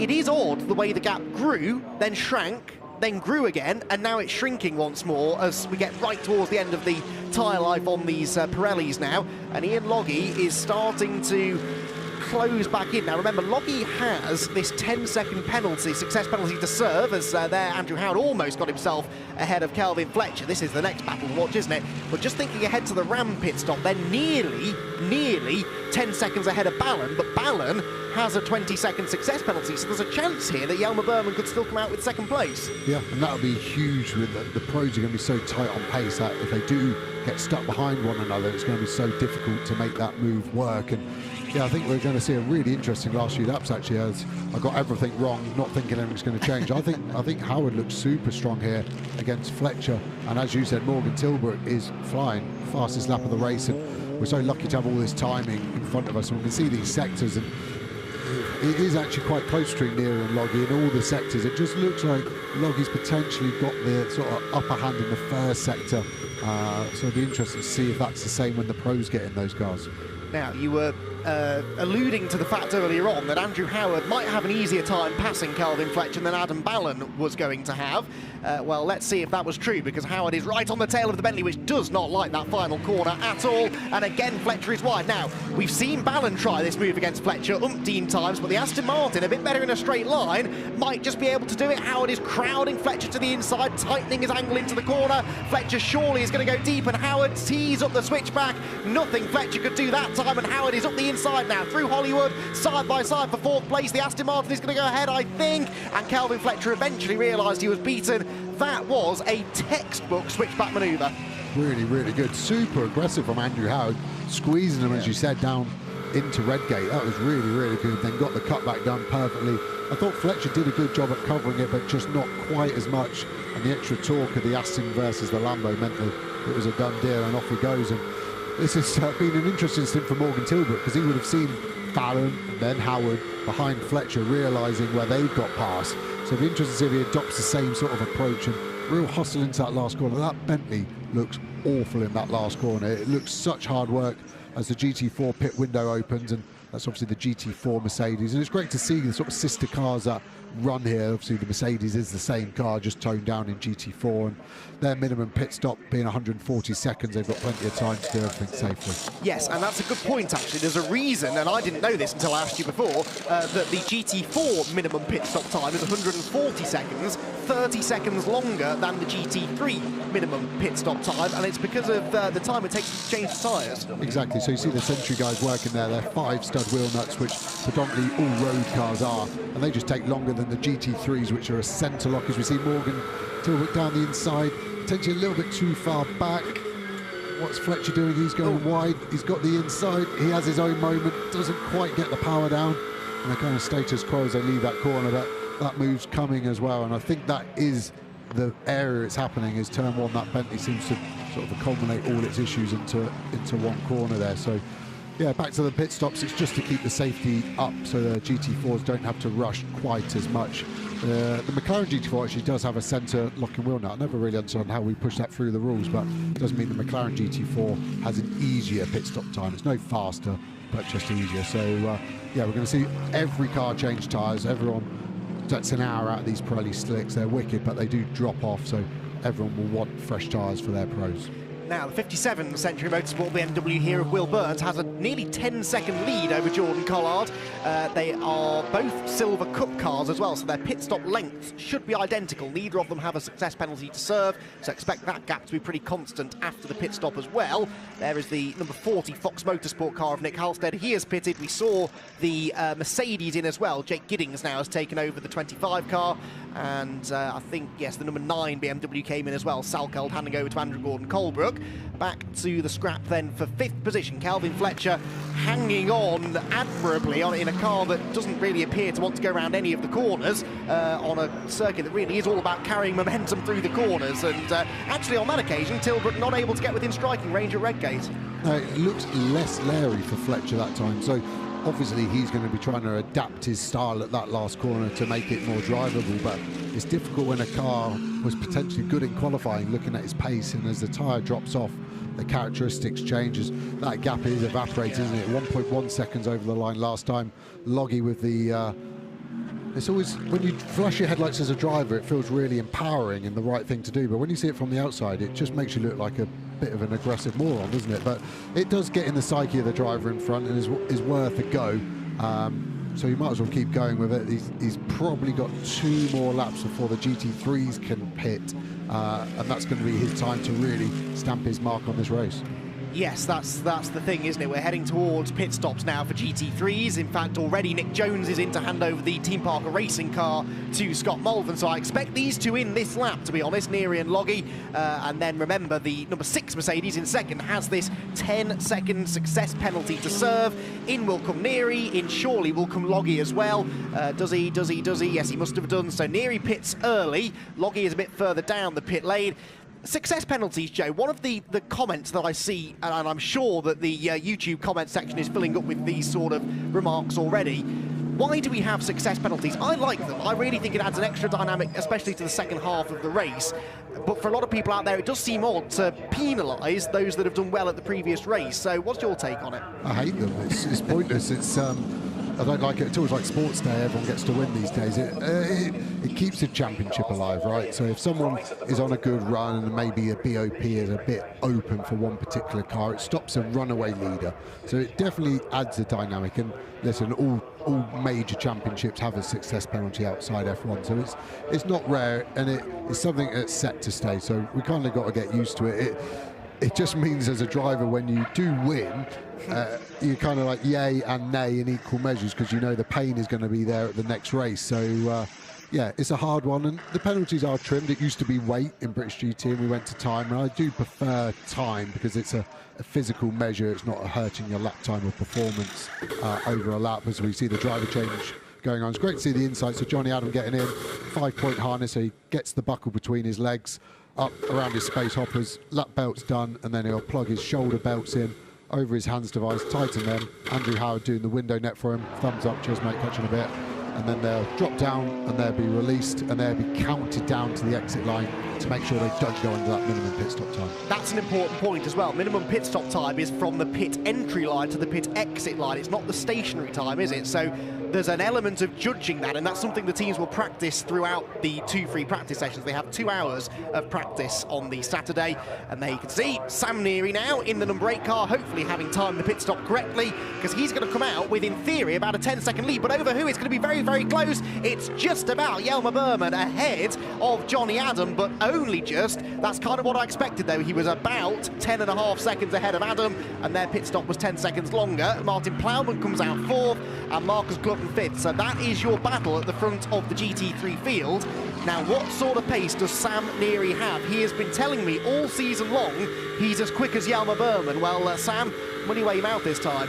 Yep, definitely. I think both of them look like they're on used tyres, so it should be an even fight. There's an allocation of new tyres over the weekend, so you'll have 4 sets and you can use them how you want. Some guys will use them all up in qualifying, maybe a set in practice to get the AMS eye in, but ideally you really want to save a new set for your pro stint so you can get out there. And new tyres, the first lap is half a second quicker, then it will drop off a bit, and then you've got probably 3 or 4 laps where you'd gain 2 or 3 seconds over those laps, and then it plateaus. So it is a benefit having that sort of time in the pocket, potentially up to 3 seconds. And it'll be interesting to see if any of these guys have managed to save a new set. The easiest way to spot it is that when they're leaving, they're shiny and they have a sticker on them, and that's why the Americans are quite simple and just call them stickers, because that's what they look like. Yes, indeed. So the dynamics then change again. Now Marcus Glutton into the Enduro Motorsport McLaren, Martin Plowman into the Bentley, run by Martin and Kelvin Fletcher's own team these days, Paddock Motorsport, taking over from JRM. And immediately Plowman is having to start driving defensively, and this does the tyres no good either. You know, the more you have to defend in the early part of the stint, the more you're then going to feel that pain later on. So for a car that already is working the tyres quite hard, this is not ideal for Plowman. Yeah, definitely. It's even worse early on when the tyre's kind of fresh. If you grain the tyre, that stays there for the life of it. So as you alluded to, when you defend, you're narrowing the corner, so you need more steering angle to get round. The energy then needs to be in the tyre. And yeah, he's got a long hour ahead of him, unfortunately. I think Martin Plowman, that car really not suited to Sector 3 here, and I think Marcus has got some sort of pent-up rage from Silverstone from that mistake he made to get a good result for the team. Yeah, he was talking to me after Silverstone. Actually, he is so determined to make sure that he makes amends for his mistake, as he put it, at Silverstone. Right, in have come our GT4 leaders now. Will Burns in the 57 car now. The BMW will hand that over to Gus Burton, and that is the number 2 car of James Kell going out. I think they pitted on different laps, so that's not a change of position. I think McLaren is going to have to do another lap before the BMW comes out of the pit lane, if that makes sense. Rejoins just ahead of the Team Parker Porsche, now being driven by Scott Mulvern, who is in the low 1:29s, but then in fairness, so were some of the quickest AM drivers. Marcus Glutton to the outside of Plowman into the hairpin at Melbourne. Plowman runs wide. McLaren has good traction on the exit. Can he clear him? Can he clear him? Yes, he can. Marcus Glutton then is up into 4th position. And already that Bentley just seems to be struggling through these really tight corners. And yeah, I think that probably is the last that Plowman will see of Glutton. Yeah, I think you're right. And it's now seeing what Glutton can do with Johnny Adam. It looked pretty similar pace between their respective AMs. So it'll be interesting to see. Marcus was slightly quicker than Johnny in qualifying. So it'll be interesting to see if that gap changes and we get a great view of those gaps. And Jelmer Berman's not that far up the road either, so that's going to be interesting. Sam Neary does have 12 seconds in the pocket, so he's got a really nice stint ahead in terms of just managing his pace and not having to take any big risks. Yeah, so Sam Neary leads then for Team ABBA Racing after 40 laps here in round number 3 of the Intelligent Money British GT Championship. 12.348 seconds exactly is the margin, and he was 4 tenths quicker than Jelmer Berman. on their first full flying lap. Burton is second in the number 6 Ram Racing Mercedes then, 2.3 seconds ahead of Johnny Adam in the number 7 Aston Martin, so that gap is going out. Burton quicker than Johnny Adam.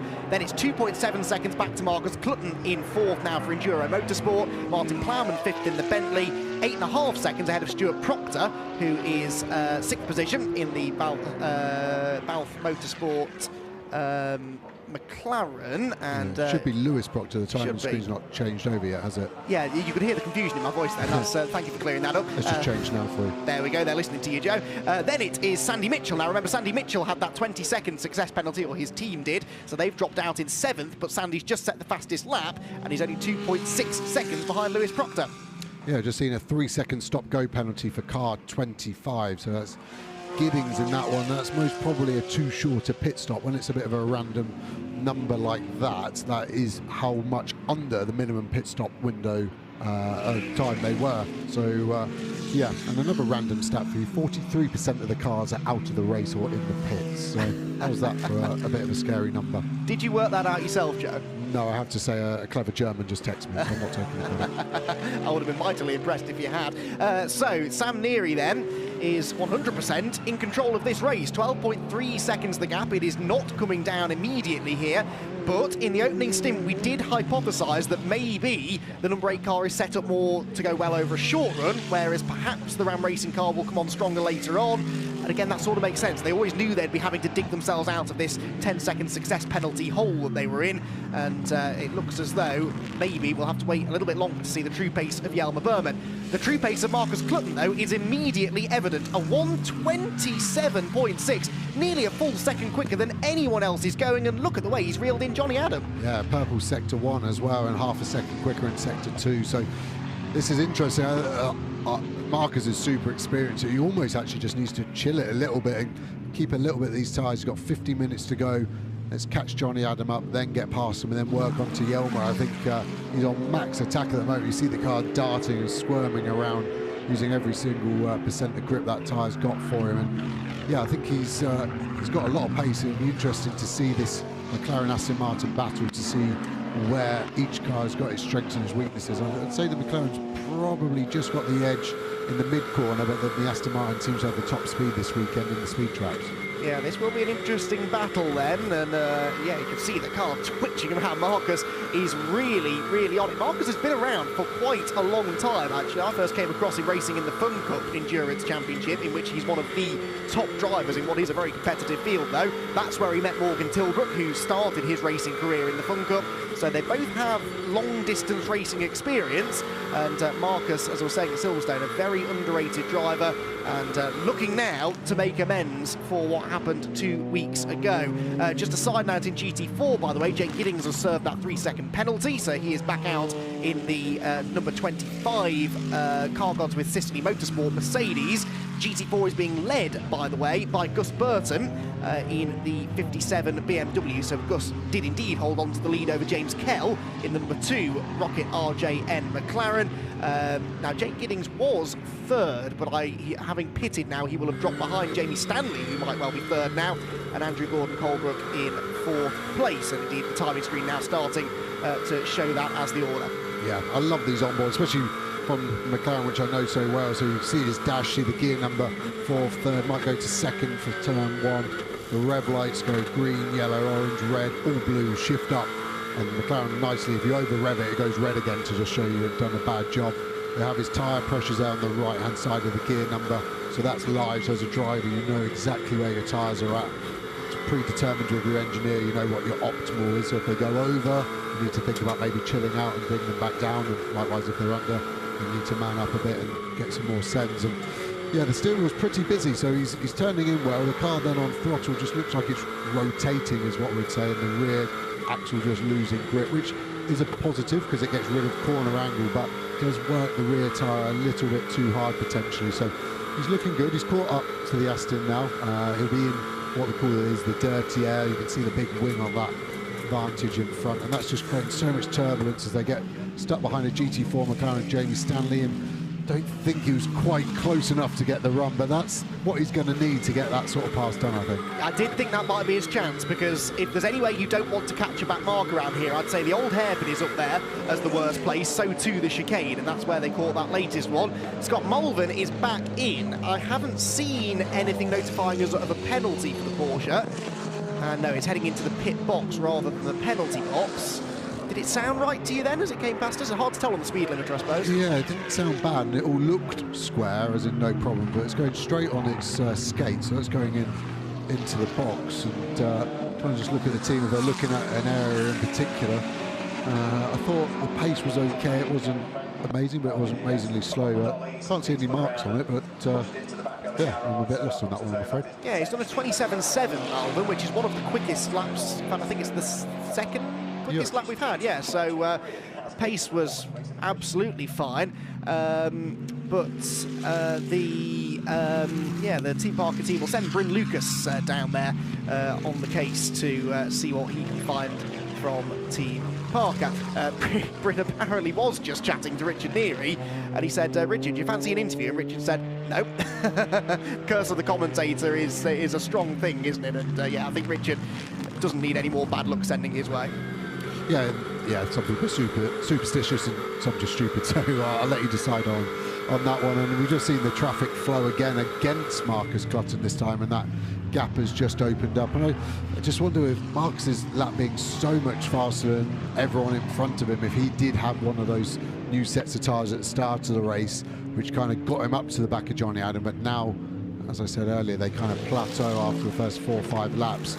He's now just stuck in that limbo, but they are both catching Yelmer Berman, and that gap is decreasing as well. So this potentially is going to be a 3-car battle. None of them are matching the pace of Sam Neary so far as his lead extends, and yeah, I think Richard should be pretty safe to do an interview in the next 10 minutes, so I think we should pressure him into it.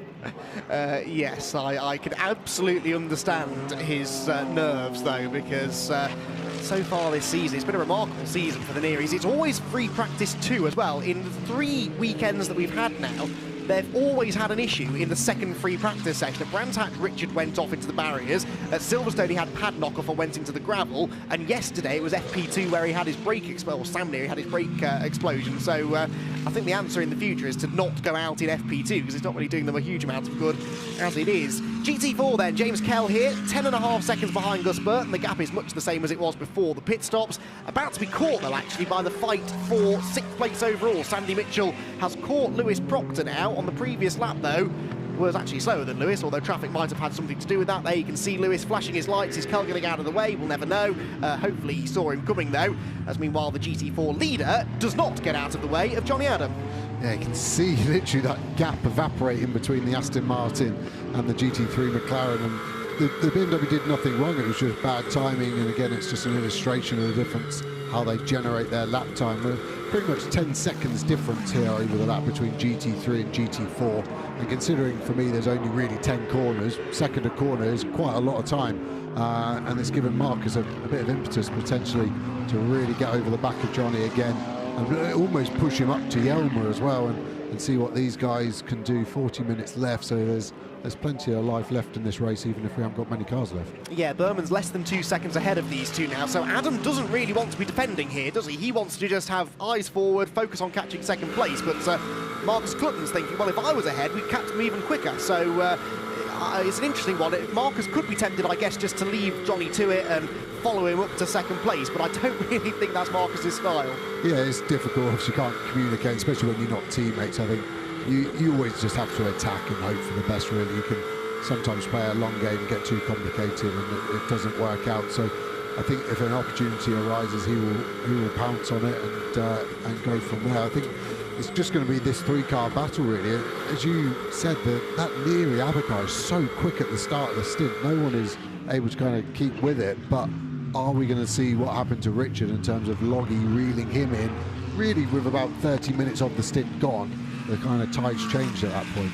It's a very similar delta between those two cars at the moment as well. It's about half a second a lap, which is sort of what Richard was taking out of Ian Loggy earlier on. So yeah, we might well see a resumption of that. The difference is Sam's going to have a 15-second lead, which is something his father never had the chance to enjoy in his stint. Right, here is the Proctor-Mitchell scrap then. This is for 6th position, and Sandy Mitchell could do with getting this here because he's behind, well, most of the GT3 cars still running, including some of those that he's fighting for the championship lead with. Might he have a go on the inside? Oh, yes, too right he does. A real lunge. Not much that Lewis Proctor could do about that, really. It was a committed move from Sandy. Got to the apex, stopped the car. Yeah, good stuff. Yeah, really good move, decisive. And from the body language of Lewis in the McLaren, it looked like he probably wasn't defending too much, realising you've got 40 minutes left of the race and Sandy's obviously got some real pace. It'd be better to let him go relatively easy with no time loss and hook onto the back of him, and they potentially will catch Plowman later on in the race and anyone else that drops off performance-wise. So, yeah, I think we'll see that Lamborghini seems to have some real pace in the hands of Sandy Mitchell, and what would have been if Phil Keane was out there and Dennis Linden, the two sister Lambos that were wiped out on lap 1. Yeah, well, absolutely, because Sandy Mitchell and Adam Ballon were 5th in the championship arriving here at Donington, 12 points off the championship leaders who are non-finishing, so they're immediately going to get themselves ahead of their teammates in the points. Phil Keane and Igo are out, as you said, but the other two teams ahead of them in the championship are Beach Team and Ram Racing's number 6 car, so Sandy needs to get on with this and try and limit the damage being done. Well, he said apparently they were aiming for 4th place today because that meant no success penalty at Spa in 2 weeks, and actually that might just be doable.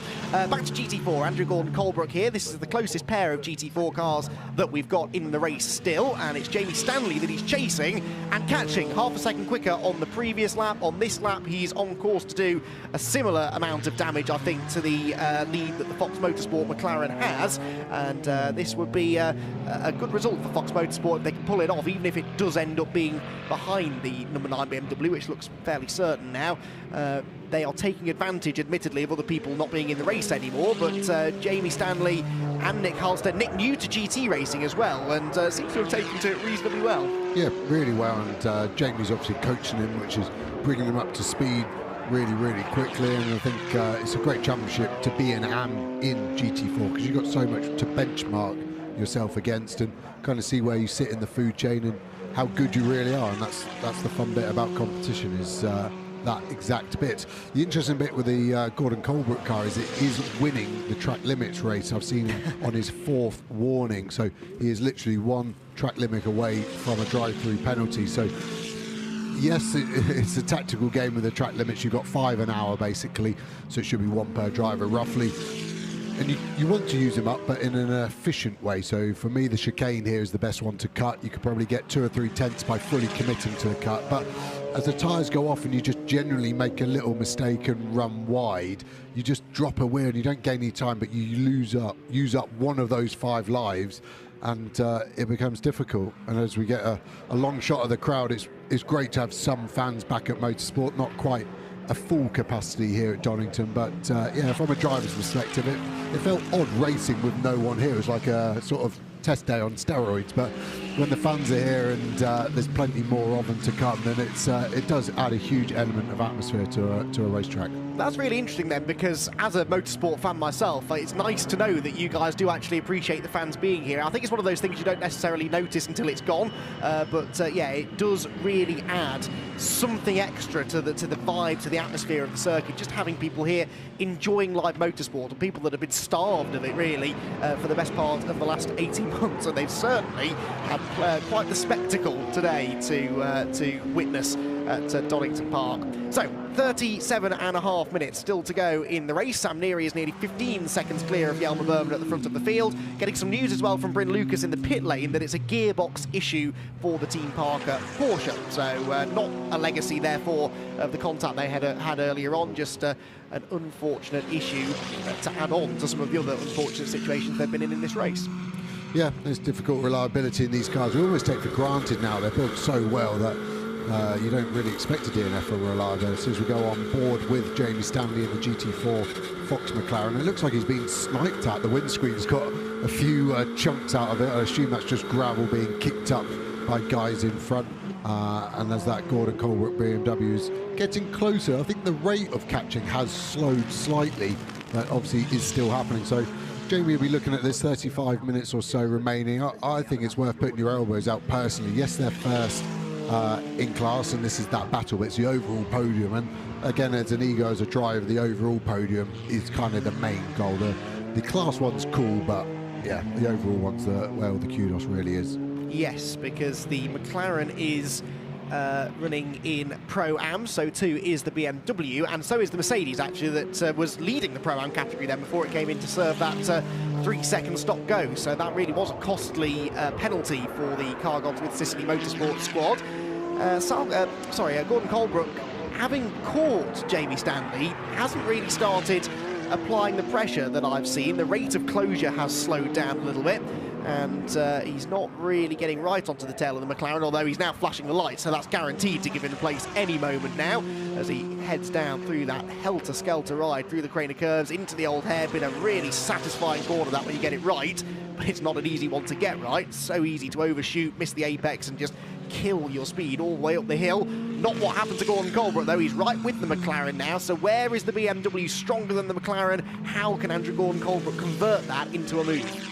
So he's looking kind of everywhere, and Jamie's on the defensive aggressively straight away to kind of nip that in the bud and try and stop the momentum of that BMW, really. But it's laying down some serious rubber. It looks strong everywhere. I think they're even-ish. That BMW's just got that little bit more everywhere at the moment. So the top speed was bang on even. Jamie covering the inside well. Just seeing if that BMW can get a cutback. It's hard to see if there are legal track limits there. So the Hayfisher guys have done well for the drivers, not showing their guilt through the chicane. The right part is where they can really cut, diving on the brakes. See the front of the car's diving down, super hard on the brakes. All these cars have ABS braking, so the drivers are able to hit the brakes as hard as they want, and then the clever computer system works out where to put the brake pressure to which corner most efficiently. And the BMW's kind of prodding, isn't he? He's looking both ways at a bit of an open-ended attack at the moment. Yes, and they've got the overall race leader catching them now as well, so Sam Neary going to have to deal with these two. I haven't seen much of Sam in this stint, which is just how he'd like it, really. He is, well, we'll get the official gap shortly, but it's about 15 seconds his margin over the rest of the GT3 field. And he's going to catch these two down through the crane of curves, and this is the difference between having a 15-second lead and maybe a half-a-second lead. He can afford, if he wants to sit behind, but he doesn't want to. Go straight up the inside of Andrew Gordon Colebrook. Nice move, and it was a move. You know, we sometimes think of the GT3s passing the GT4s as being just wait for a straight and then drive straight past them, but if you catch them in a corner, it still has to be a legitimate overtake, and it's still something that really requires some concentration to get right. Yeah, and you actually did call it 100% right. Again, I'm not being sarcastic, but as a driver, sometimes it's harder to get out of your rhythm. So yes, he's got 15 seconds, but if you go, I'd normally do this overtake, but I'm not going to do this overtake. It just opens up like a new sort of chapter of possibility of stuff to go wrong. And an example I've got firsthand is I was at Spa a few years ago in the McLaren GT4. I had a 50-second lead, and the tyre pressure was a bit low in the T. Oh, we see Jamie Stanley run wide, and I think that's going to give the BMW a chance. So he's going to squeeze him open, so Jamie's only hope now is to get on the brakes early, cut back, get down the inside, and drive out of this corner and get back in front of the BMW in time for this next left-hander. I think they're side by side by the looks of it, and I would have thought the BMW's just got enough to keep the inside, so Jamie can do the same again, potentially cut back, lunge it over the grass on the inside if needs be. I think the BMW's just got it. It just seems to have that little bit more grip out of the corner. Yeah, that was an unorthodox way of getting past for Andrew Gordon Colebrook. I'm pretty sure he had two wheels on the grass as he was turning into the Melbourne hairpin. Then he takes a nice inviting wide line into Redgate, and Jamie Stanley considers getting back up the inside, but wasn't quite able to do it. And I think now Andrew should have the pace. He was about half a second a lap quicker than Jamie whilst he was catching him, and he should now be able to find that pace once again. 6.7 seconds he is behind James Kell. That would be for second overall in GT4, and of course Gordon Colebrook is classified as a pro driver, whereas Kell and Gus Burton, who leads the GT4 category, they are silver graded drivers, so in theory should be a pace advantage here for Gordon Colebrook. Whether he's got the time to do anything with it though, we'll have to wait and see. Yeah, just seeing on the timing screens, actually Sandy Mitchell has just done a fastest lap of the race, which is a strange time to do it. At the start of the stint, you're obviously full of fuel but fresh tyres, and that historically is the fastest point of your stint. But as the fuel burns off, you do kind of get a second life as you're 80-85 kilos lighter, but the tyre's gone, and he's really catching Plowman at a rate of knots here. So I expect this move to be done pretty similar. So it'll be interesting seeing the chicane, to see the rector on the insides being hit there and actually taking off the fabric. So we're starting to get more and more track limit warnings there. Yes, if you hit that too many times, then it will, black and white driving standards flag is what it officially is called. We tend to associate it with just track limits, but it can be shown for all manner of reasons if your driving standards aren't meeting the standard that the race director would like, and that was not really a racing line that met Martin Plowman's usually very high standards. Very wide at Goddard, and in the end makes the job for Sandy Mitchell quite easy, which is probably quite a relief for Sandy, because he'll have seen how much difficulty Adam Ballon had passing that Bentley in his stint, and for Sandy to arrive on his tail and get past pretty much immediately, that's a big win. Yeah, definitely, and it just opens up the possibility of catching that sort of group of cars in front, Clutton, Adam and Burton. So we get some great stats these days from AWS, and unsurprisingly the Bentley rocket ship fastest, but actually I was surprised to see Mitchell there, third fastest. That's showing he's getting good drive, same speed as Sam Neary, bang on, and then Lewis Proctor in the McLaren. So again, harking back to the BOP, the Bentley is faster, we expect that, and it's almost a given, but those three cars, the Mercedes, the Lambo and the McLaren, all very, very similar, and that's why we're seeing such good racing today. Yes, and that speed trap is halfway down, or most of the way down through the Craner curve. So actually the corner speed of the Lamborghini, I think, is what's keeping it up there in that particular speed trap. The other one down the end of the Exhibition Straight, perhaps not. Right then, second place. 3 cars together here. Mercedes of Jelmer Burton, Aston Martin of Johnny Adam, McLaren of Marcus Clutton. They are all covered now by less than a second and a half, with half an hour still to go. Jelmer Burton has not yet started to close in on Sam Neary, as we sort of predicted he would. In fact, the exact opposite is happening on the previous lap and that one as well. A second slower than the leader. So Sam Neary, 17 seconds ahead of this group. Is Burton struggling? Is this something you can see him maybe in the second half of the stint bouncing back from and finding more pace? It looks as though he is starting to slip back into their clutches a bit. Yeah, I mean, they were on pole position, but it was really Loggy that put them on pole. Jelmer was in the middle of his qualifying session, so he hadn't had the pace in qualifying potentially as strong as Ian did, his teammate. So yeah, it's definitely not coming to him as well as it came to Loggy at this point of his stint. So I predict a 3-car battle, and it's kind of perfect for us in regards. I think they're all the wrong way round. I think the slowest guy's at the front and the fastest guy's at the back, and Sandy Mitchell's just in shot there, 8 seconds behind. So I think that's too much to get involved, probably. I'll caveat because I've been wrong a lot today. But this is going to really spice up, and I think Johnny Adam is going to be super positive here and try and clear Jelmer as quickly as he can. Yeah, because Marcus seems to have laid off Johnny for a little while, but as soon as they catch Jelmer, Marcus is going to then be keen to get back on with the job of getting past Johnny Adam. But all the while, in the back of Marcus Clutton's mind is the fact that he went for a move at Silverstone that he said he shouldn't have done, and ended in contact. On Johnny Adam as well, just to add a little bit more spice to the dynamic. So Johnny is a lovely guy, and I'm sure if there was any words, it was only kind of, I understand it was a mistake, not a stupid move in that regard. So yeah, pretty well set up. That's quite interesting. From the few cars we got left, what the chances of that. And just going back to that speed trap, we kind of gloss over it. That's in miles an hour, so 145 miles an hour through a corner. Kind of shows you how quick these cars are. I'm not sure how many people have done 145 miles an hour on the road, but as soon as you get above that, obviously in private conditions and all of that, it feels fast. So you can start to picture what 145 miles an hour is like, nose to tail with other cars while trying to overtake each other. Yeah, absolutely. It must be such a thrill. And this circuit in particular looks like a lot of fun because it's fast, but it's not a flat sort of Silverstone-esque circuit. It's got the undulation, it's got the blind corners, it's got, you know, there's runoff area, but it's grass and gravel rather than tarmac, so there's something there to be wary of if it does go wrong. And as a driver, that is the kind of circuit that you guys enjoy. Yeah, definitely. When I was coaching here or coaching people, and as we see this BMW getting close, I thought he was going to go for a lunge. You kind of liken Donington Park to a roller coaster, but without rails, and that kind of lets you crash quite nicely. So if you get a customer who's a bit too sort of arrogant, shall we say, that you kind of allude to, that was a big slide, as he definitely wasn't on rails coming out of there. It really has that feeling. You get that sort of stomach in your mouth through the craners, and then even the downhill into the hairpins really adds a huge amount of load in the car.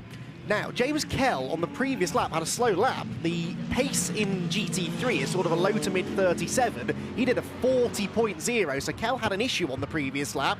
That is why Andrew Gordon-Colebrook has caught him a lot quicker than we expected. We thought he might get there, but not this soon. So this is for second place in GT4. Gordon-Colebrook already has the Pro-Am GT4 lead, and he goes up the inside of the McLaren now into the hairpin. Is that McLaren struggling, do we think, then? Is there an issue here? There's a bit of damage on its rear right as he gets back past him.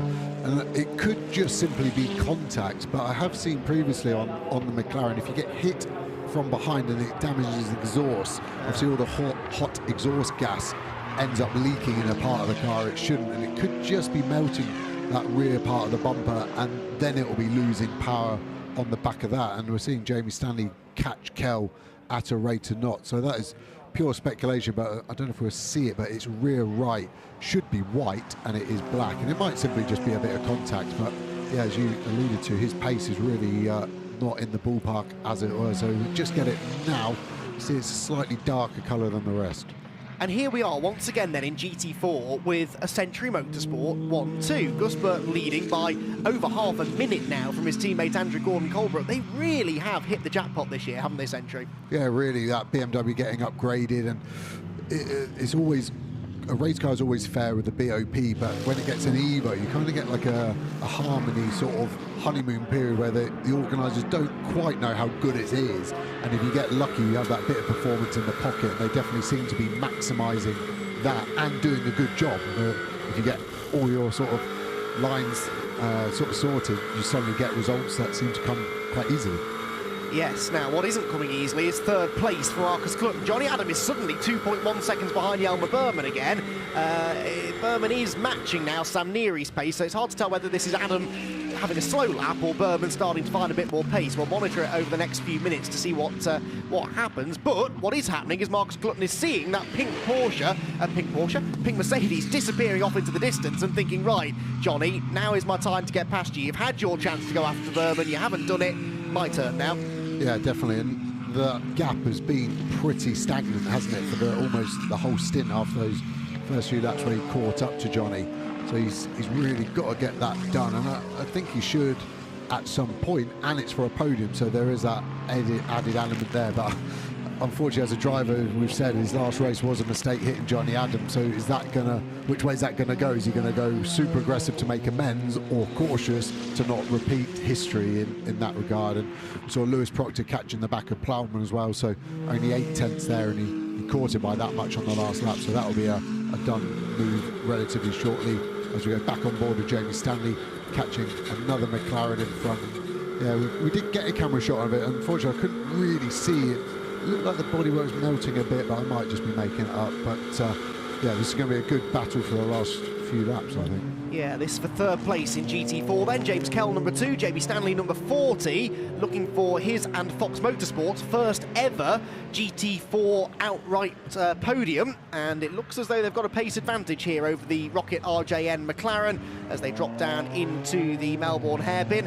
Rocket RJM running 3 McLarens this season, 2 of them for McLaren's driver development programme. And side by side here, a GT3 McLaren going past the Bentley. That is Lewis Proctor into 6th position. You sort of saw that one coming, and that is a brave place to make the pass. Yeah, it was amazing. I'd like to see the setup of the move, because we kind of saw it when it had already been done, but that was at some point in the mid-craners. And yeah, I generally feel sorry for that Bentley. That has looked hard work all day, and then proper salt into the wound moment for Plowman there, because he got overtaken, then ran wide, and would have got a track limit warning at the old hairpin as well, so couldn't have gone much worse. And we see Jamie Stanley down the inside, and that is move done. That was, again, looked relatively easy. I think James Kell hasn't fought that too much. He must be looking at bigger picture of the championship and not willing to risk anything there too much. Yep, so through the old hairpin we go then, and make our way up through Starkey Schwantz curve.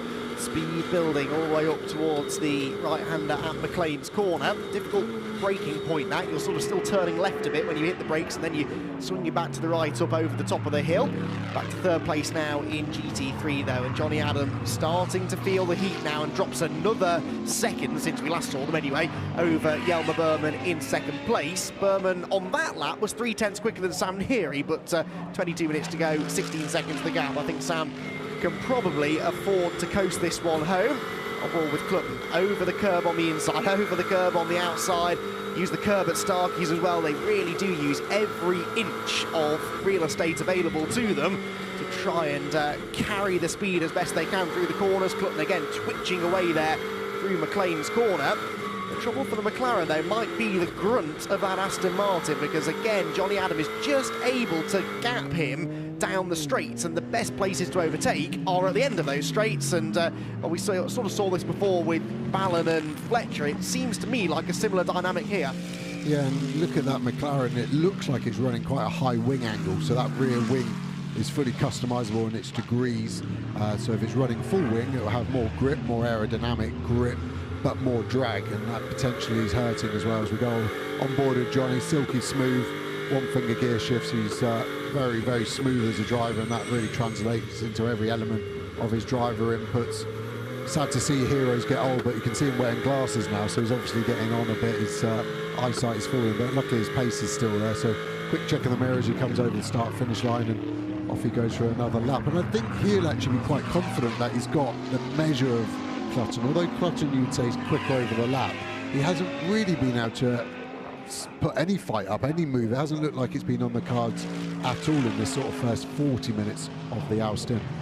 Yeah, I do wonder whether maybe Marcus did elect to save the tyres a bit through the middle part of the stint, allow Johnny to drag him up to Burman, but there seems to be more of a concerted effort now by Marcus to do something about the Aston Martin. The trouble is he's not able to, so perhaps he might regret now not giving it the full beans for the entire stint. May have saved some tyres though, may have a bit more tyre life. We've still got 20 minutes to go, so there's a lot that can still develop in this. It looks as though maybe third place is the highest that either of these two will finish, though, with Burman continuing to get away from them. Sam Neary leads them, Burman second, Adam third, Clutton on board with him fourth. Now, Sandy Mitchell is the other element to add into this, because he's 4.1 seconds behind these two, but lapping around 3/4 of a second a lap quicker. There, you can just see him at the top of the shot, the green Lamborghini. That will spur Marcus on here as well, won't it? If he doesn't get on with this quickly, he'll have to be defending as well as attacking, and that's never ideal.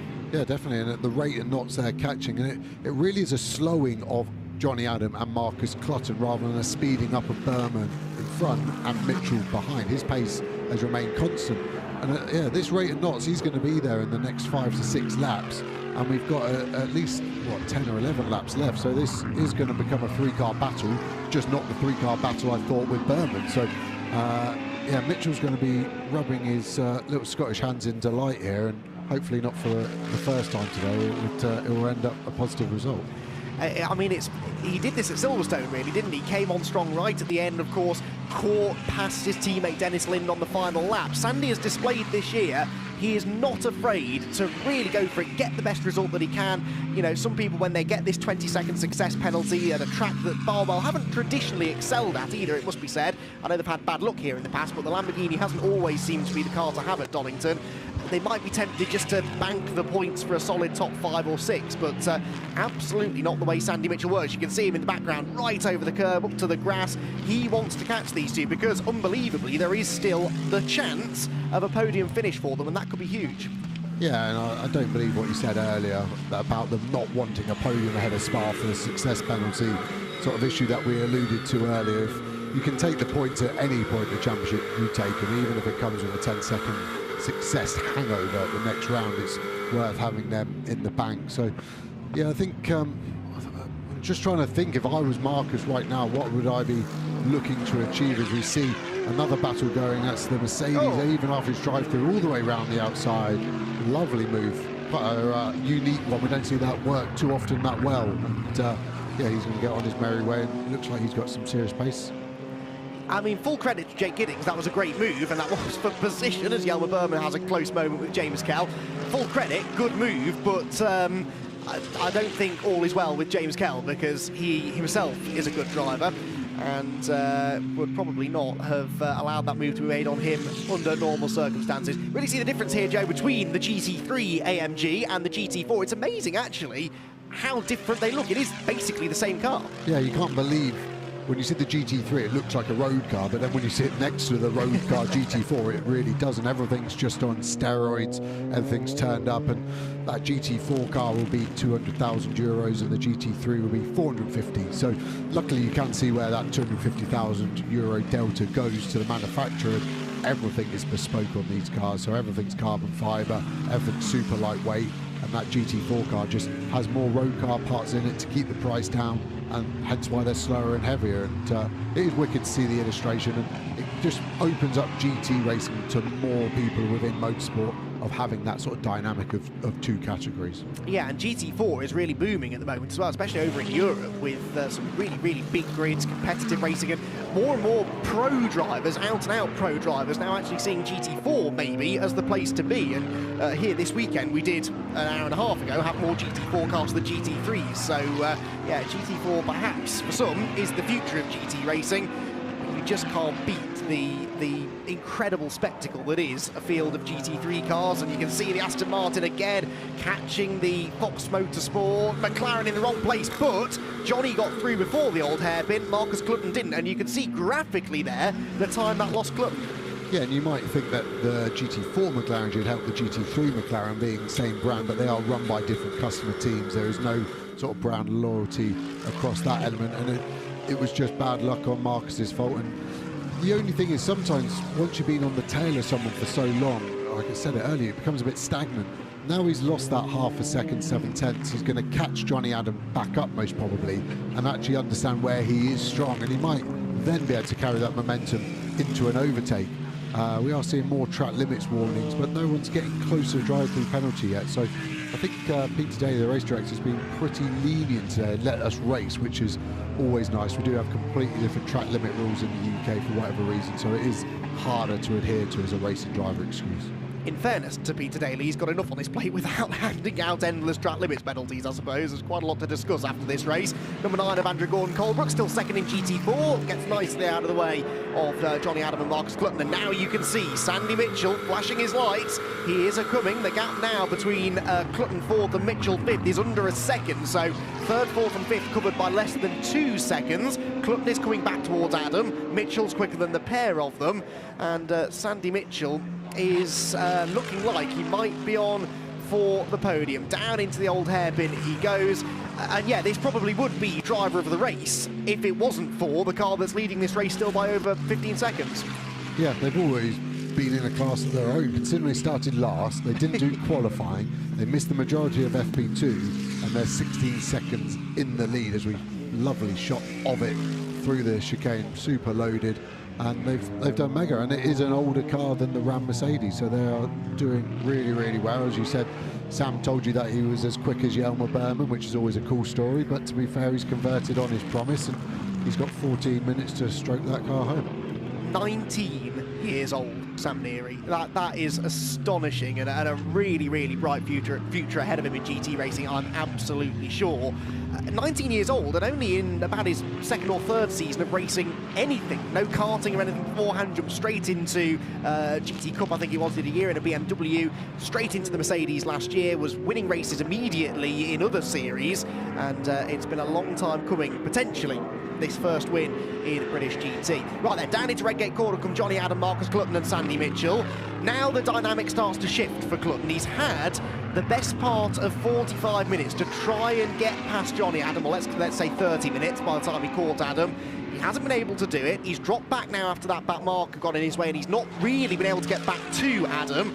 And now he's got that Kermit the Frog Lamborghini arriving in his rearview mirrors. So at what point do you think Marcus might start thinking, right, let's consolidate 4th place over, let's attack for 3rd? I never really thought Sandy Mitchell looked like Kermit the Frog till he said it, but yeah, he is a serious disadvantage pace-wise here to Sandy, so I think he's just got to go for it now. There's no time left. He's either going to finish, I think, behind Sandy and Johnny still in front, or he's going to have to follow Sandy through. I can't see this move being invented without Sandy kind of being the door opener for him.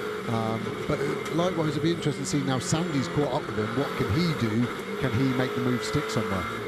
Yes, because actually the McLaren and the Lamborghini, I would imagine, both being mid-engine, they'll generate their lap time in a similar way, so that should make it easier. It's not going to be easy to overtake Marcus Clutton, but easier maybe for Mitchell to find a way through. He's not having to overcome that straight line speed deficit that that car suffered with against things like the Bentley and the Mercedes, for example. Through Goddard's they go, and with that in mind, where do you think the move comes? So it looks like the Lambo to me is pretty good on the brakes. I think the McLaren was okay, but with the BOP, the weight they put in these cars, the braking sort of phase is one of the ones that's the most changeable via weight. And we've got some big brake zones here. As I said earlier, Donington is so hard on brakes because of the amount of brake zones. So I think his probably best chance is either the first or the second hairpin right at the end of the lap, or traffic or a mistake. And it was great, that shot we had on the McLaren, actually. It couldn't have been better timing. You could just see Sandy reeling in, and you can see the McLaren, that rear wing, actually generating the downforce. The load is under, it squats. It's brilliant. We go back to him. He's actually sat on the rear exhaust duct for the cockpit air. I'm sure we've got a better word for it at McLaren. It's a load of acronyms, but it's brilliant. So this is the air coming out of the cockpit, and it's just a hole at the camera. It sits in beautifully. And you can see the rear wing starting to shake at speed as it loads up more and more. Hit the brakes, the rear will just sit up a little bit. You get the concertina effect, so that sort of over-accentuates. You see gravel getting kicked up through the chicane, that closing in speed. But watch it as he goes under the brakes here. He definitely takes a length out. You can just hear it locking slightly, that McLaren. Let's see what the traction's like as a fair comparison. He definitely doesn't lose as much on traction as he gains on brakes, so that concertina effect isn't as strong as I was hoping for the McLaren. Yeah, and again, now he's watching his mirrors, dropping away from Johnny Adam again. They had actually closed back in again at the start of the lap. Clutton, 2 wheels in the dirt there, coming out of Goddard. 10.5 minutes to go. I mean, that is not a huge amount of time, but with Sandy Mitchell on your tail, it's going to feel like an absolute lifetime here. And this is great news for Johnny Adam, who does now have nearly a 1 second gap over these two. Through the Craner curves they go then. Sam Neary still leads the way by 16.6 seconds at the end of lap number 68 of the race.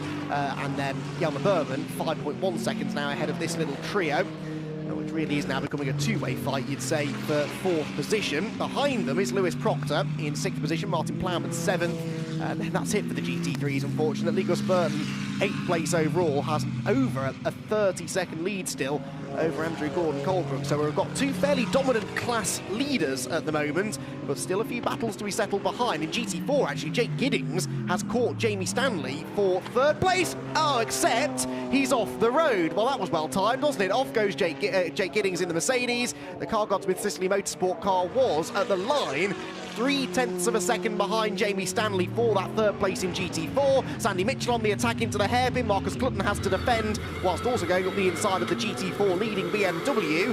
It's all starting to come alive again here at the end, isn't it? Yeah, the Giddings one was strange. It was late on in the phase of Redgate, so it would have been just side-to-side contact.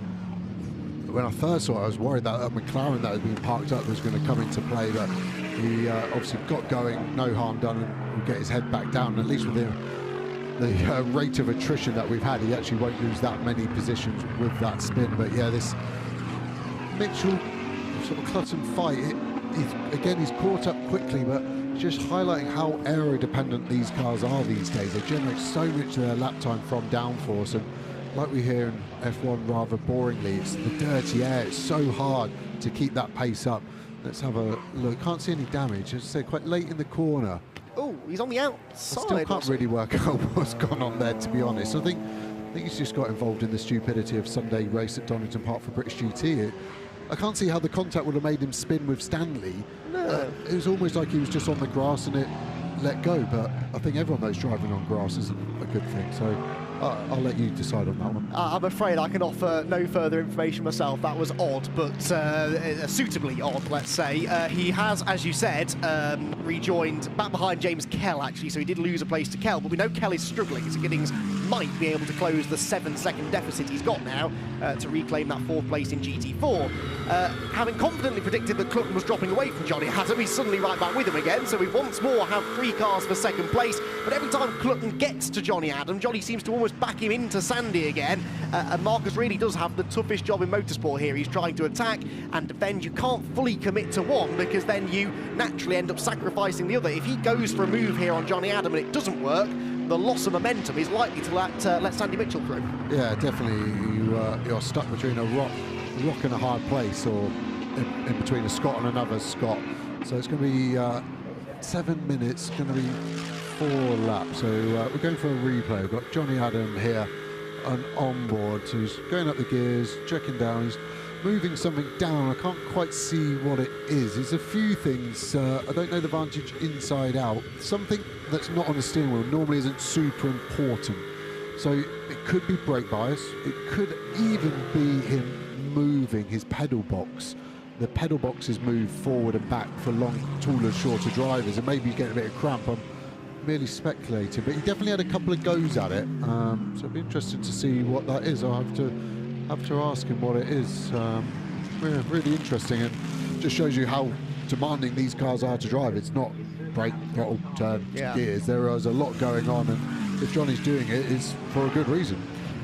What else he's doing is exceeding track limits. He's on his 3rd warning now for track limits, Johnny Adams, so he's feeling the pressure here, and it's not often that we see that from Johnny, but both he and Andrew Howard have been saying that car is strangely off the pace this weekend. They both said the car feels excellent. They get out of it at the end of the session and think, yeah, that's great, setup spot on, we're going to be on the pace, but the lap times just haven't really reflected how well they feel the car is driving, and so they have sort of been fighting that a little bit. Therefore, all things considered, a podium result would be a pretty good way to round out the weekend, but that is far from certain, because Marcus Clutton and Sandy Mitchell absolutely have something to say about that.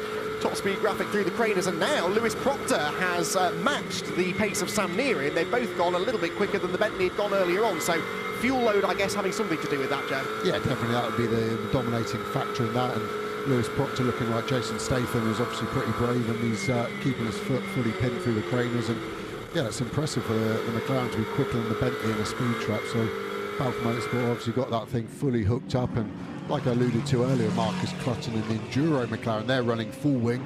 Maybe Balfour found a happier sweet spot with less wing, so less grip but more straight line speed. So yeah, interesting what you say about Johnny Adams. Sometimes you get that with a car. The car feels good, but it's just not particularly quick, and there's a bit of an old wives' tale in motorsport that the fast car doesn't feel good, and there is a kind of logic behind it that fast is a bit safe. And Johnny's, again, as you said, he is feeling the pressure of track limits, but now also a defence, and I think he's probably looking to do exactly what's happened, is back Clutton up into Sandy, and his best defence is actually Sandy Mitchell. He's all the way around the outside, he's not going to get that done, and we're going to see the old Ballon look to the outside into turn 1 58 times, and hopefully one of them works. But those cars are pretty even, aren't they, on acceleration? There's not much between them. Yeah, and Clutton is not letting him have the inside line, so Mitchell does have to go to the outside. Watch for the exit speed, though. Clutton is clever again, but Mitchell saw it coming, goes to the outside, and there's contact. The Lamborghini sideways. You could see that coming. Clutton was never going to open the inside up, so Mitchell anticipated it, went to the outside, and then Clutton said, oh no, you're not having that side either, and edged him out over the curb and the grass. That almost ended in disaster, and it splits this little pack up now, with Johnny Adam having got away from them. Here's the on-board with Clutton. Be a great shot here, so we'll see, as you said, Sandy go to the outside, he's got the run, Marcus just takes his road, and he has nowhere to go, and Sandy has to have a big lift out of that. From the rear shot, the exterior shot, we saw the rear actually kick up into the air, so good car control, for me, fair, and that's what racing's about. If the guy in front wants that bit of track, it's his real estate to decide what he wants to do. Seeing Giddings getting caught, it's always fun when you're the GT3 track to try and guess where you're actually going to get them. So this is going to be really tight. If Johnny can get it before the apex of this first hairpin, it's going to be tight, and he's not. But then Kell's holding up Giddings, and that's for position. So this is going to go too wide potentially for GT4. Johnny's probably going to get super lucky and get both of them before the last corner. But then Clutton's going to get the Merc, but not the... Oh my God, that's tight, isn't it? He's not going to get that McLaren to... Hopefully the McLaren will go into the left, leave Clutton the inside, and that will naturally let him defend from Sandy once more into turn 1. See there's not a huge amount of difference in a straight line between the two classes. It is all the downforce through the corner that the GT3 cars have, and they're later as well, I guess, and they just carry that speed a little bit better than the GT4s. That's where their lap time is. The battle they just went past, it was 4th position. That is James Kell trying to re-defend his 4th place in GT4 from Jake Giddings, who's had a spin and a penalty in this race. and he is still in contention for 4th place. James Kell, we believe, is locking up quite a lot out there, so that possibly feeds into the idea there's something not right with the McLaren, but it's down on power as well. You can see it quite clearly. Yeah, if he is locking the brakes, then that would be obviously an ABS problem, and he might not be able to attack the brakes, so it can come across like a top speed issue if he's just having to lift out the throttle gently, then apply the brakes. And when a car's designed to have ABS and has an ABS failure, if that is what happened, it becomes really difficult to drive, and you literally will be 2-3 seconds slower. As we see, Clutton really is caught up. This is looking really difficult for Johnny. He's on the mad defence, 2 laps remaining. He's blocked the inside, but there is a bit of a nose there, so Clutton can get a slight run on, but it looks like that Aston has just got the performance where it needs it to hold it off. The only way this move's happening is a dive bomb, and by that I mean it is literally a send it and hope for the best that Johnny doesn't turn in. Off the back of an incident at Silverstone, as Mark has got that in his appetite, I would probably err on the side of caution and say no. And now Mitchell's right back with Clutton again as well, so this is getting a bit frustrating now for the Enduro Motorsport driver, who has a moment of his own actually through Red Gate. Mitchell is quicker off the corner. Can Clutton get to the inside? They ran over something there as well, not sure where that came from. Mitchell can't quite get to the inside, and so they stay line astern. We believe that debris might have been from the Sicily Mercedes. Also, Bryn has been down to Beechdean and asked what Johnny Adam is doing. They tell him it's traction control that he's fiddling around with, which I'd have thought would have been on the wheel. So that's definitely something hooky they've got there playing around. Traction control's on the wheel on that one. So good cover story, boys, but I'm not buying it. Yes, I have to agree with you there. Right, up the inside of a back marker they go. Despite the loss of time there for Clutton, he's already back with Adam. The back marker didn't exactly help Sandy Mitchell there either. So they come out of the corner a little bit closer together, maybe.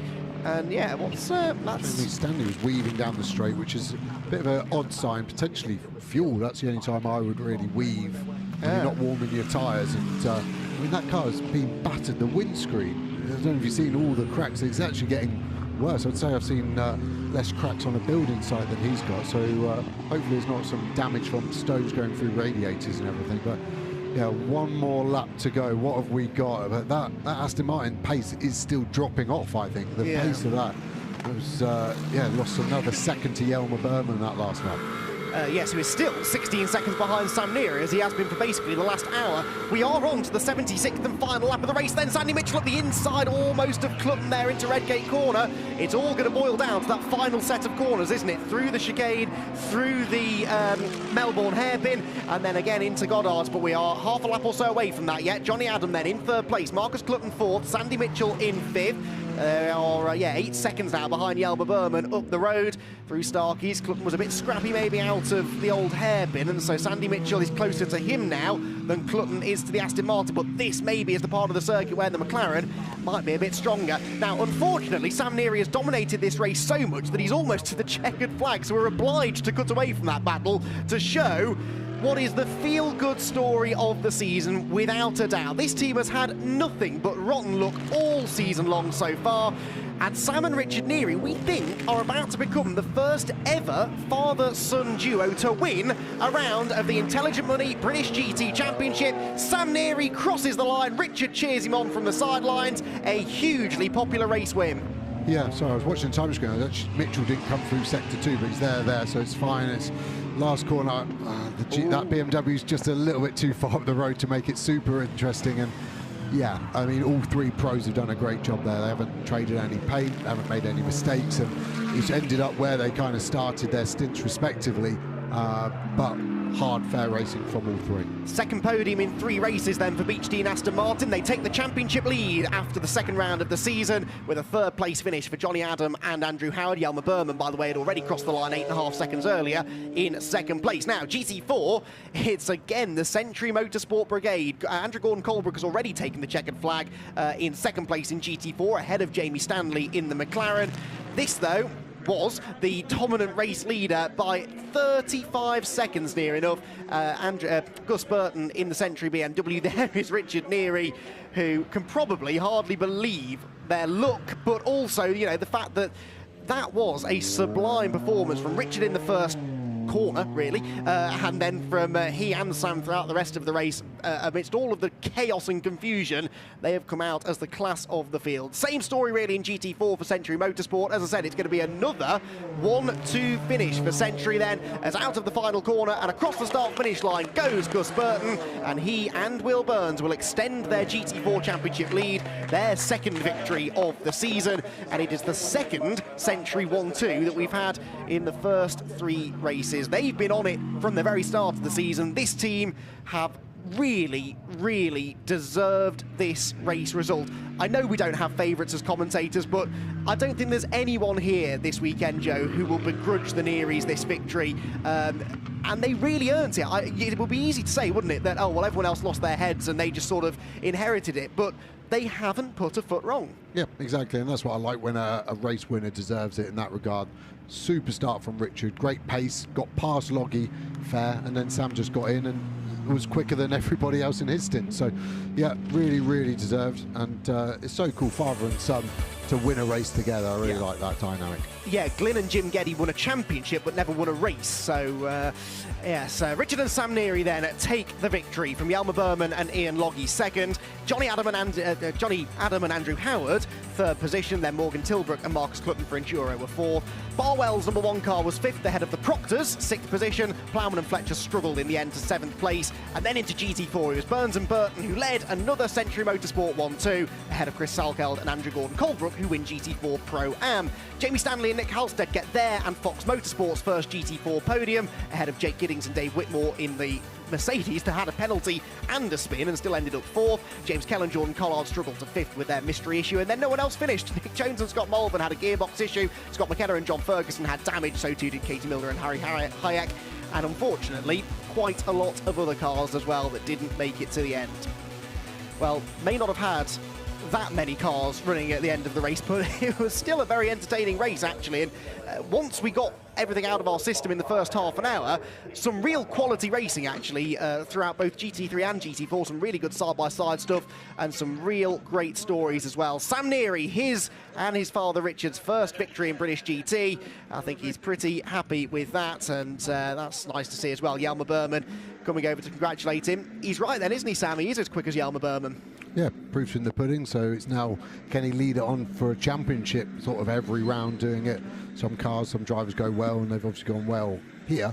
Luckily for them, we do come back to Donington Park, so they can try and repeat it. Johnny Adam coming over, so yeah, as a driver, it's always nice to see a new driver, especially someone like Sam who works hard. He's doing a lot of sim work as well, and he's not just a driver, it's a family team, so he gets involved as his dad comes over. Probably going to tell him he's not going to get any pocket money this week or something because he did some track limits. Nice embrace. That is cool, as I said. And yeah, first father-son win in British GT is another good stat.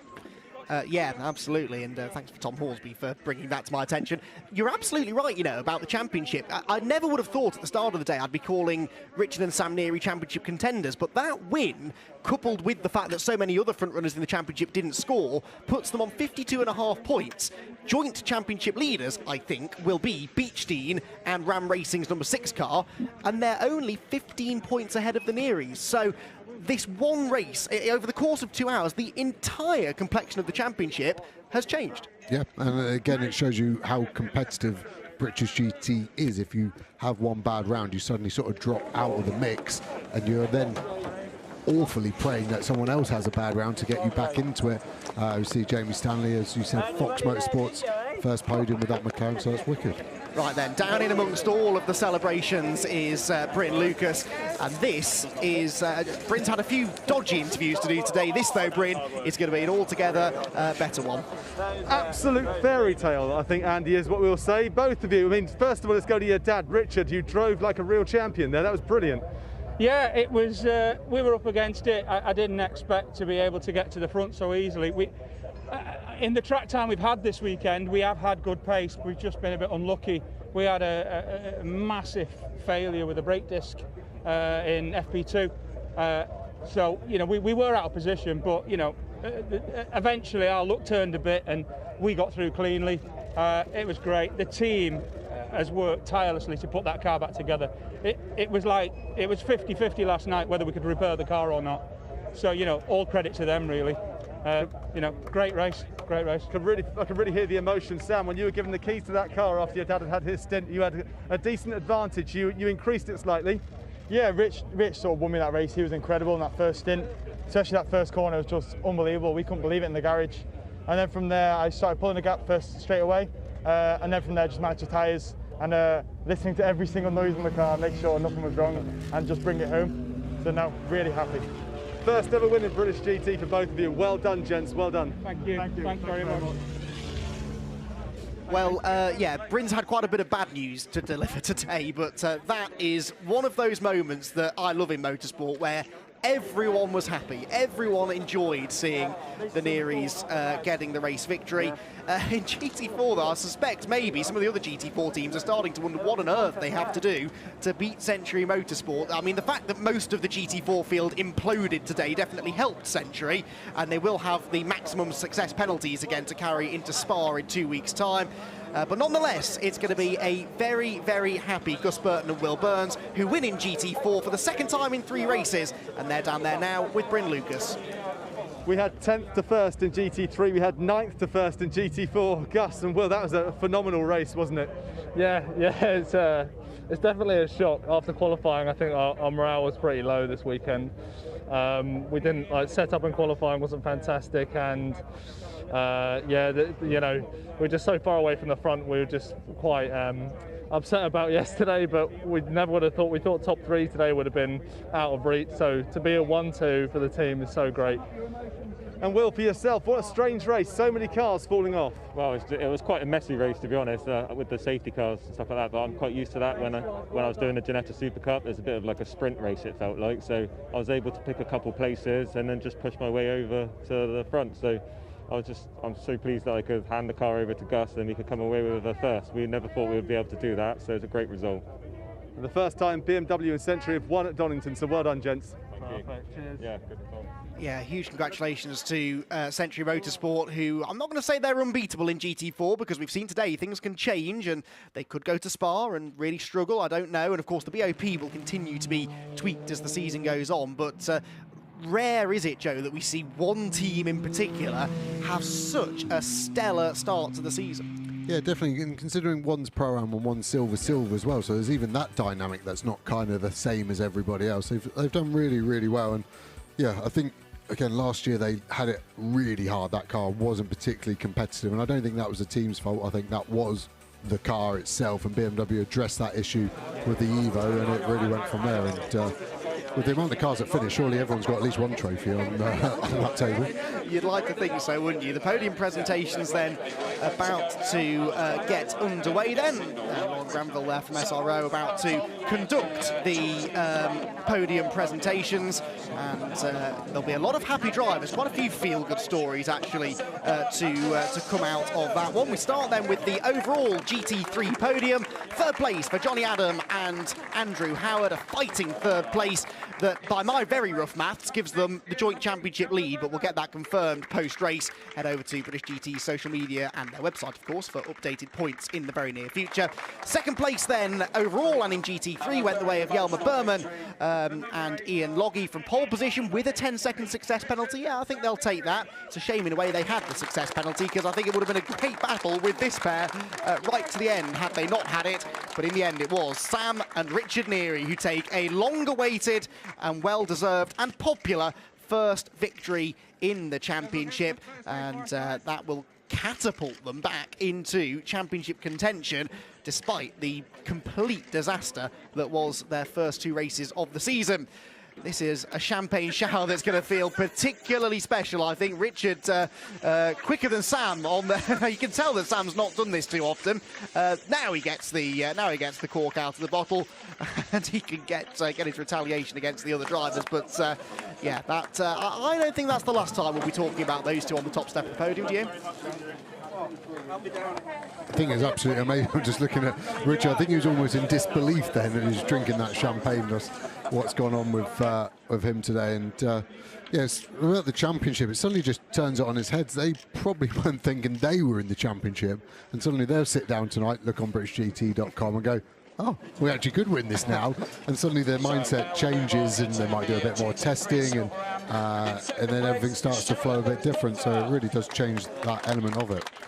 GT3 Silver AM now. We're not allowed silver-silver combos in GT3 anymore, but you can have a silver driver with an AM. And so third place in that category was, in fact, there's only two, aren't there? Yes, so you've got the Proctors and the Nearys. So real family affair there. Father and son Proctor, father and son Neary, the two finishers in GT3 Silver AM, and of course the Nearys with the overall win take the class win as well. And I haven't, they were already actually leading, no they weren't, they were joint second in Silver Am coming into this weekend behind Balf. So Balf will actually retain the Silver Am championship lead. Right, on to GT4 now then. GT4 overall in third position in the GT4 category there.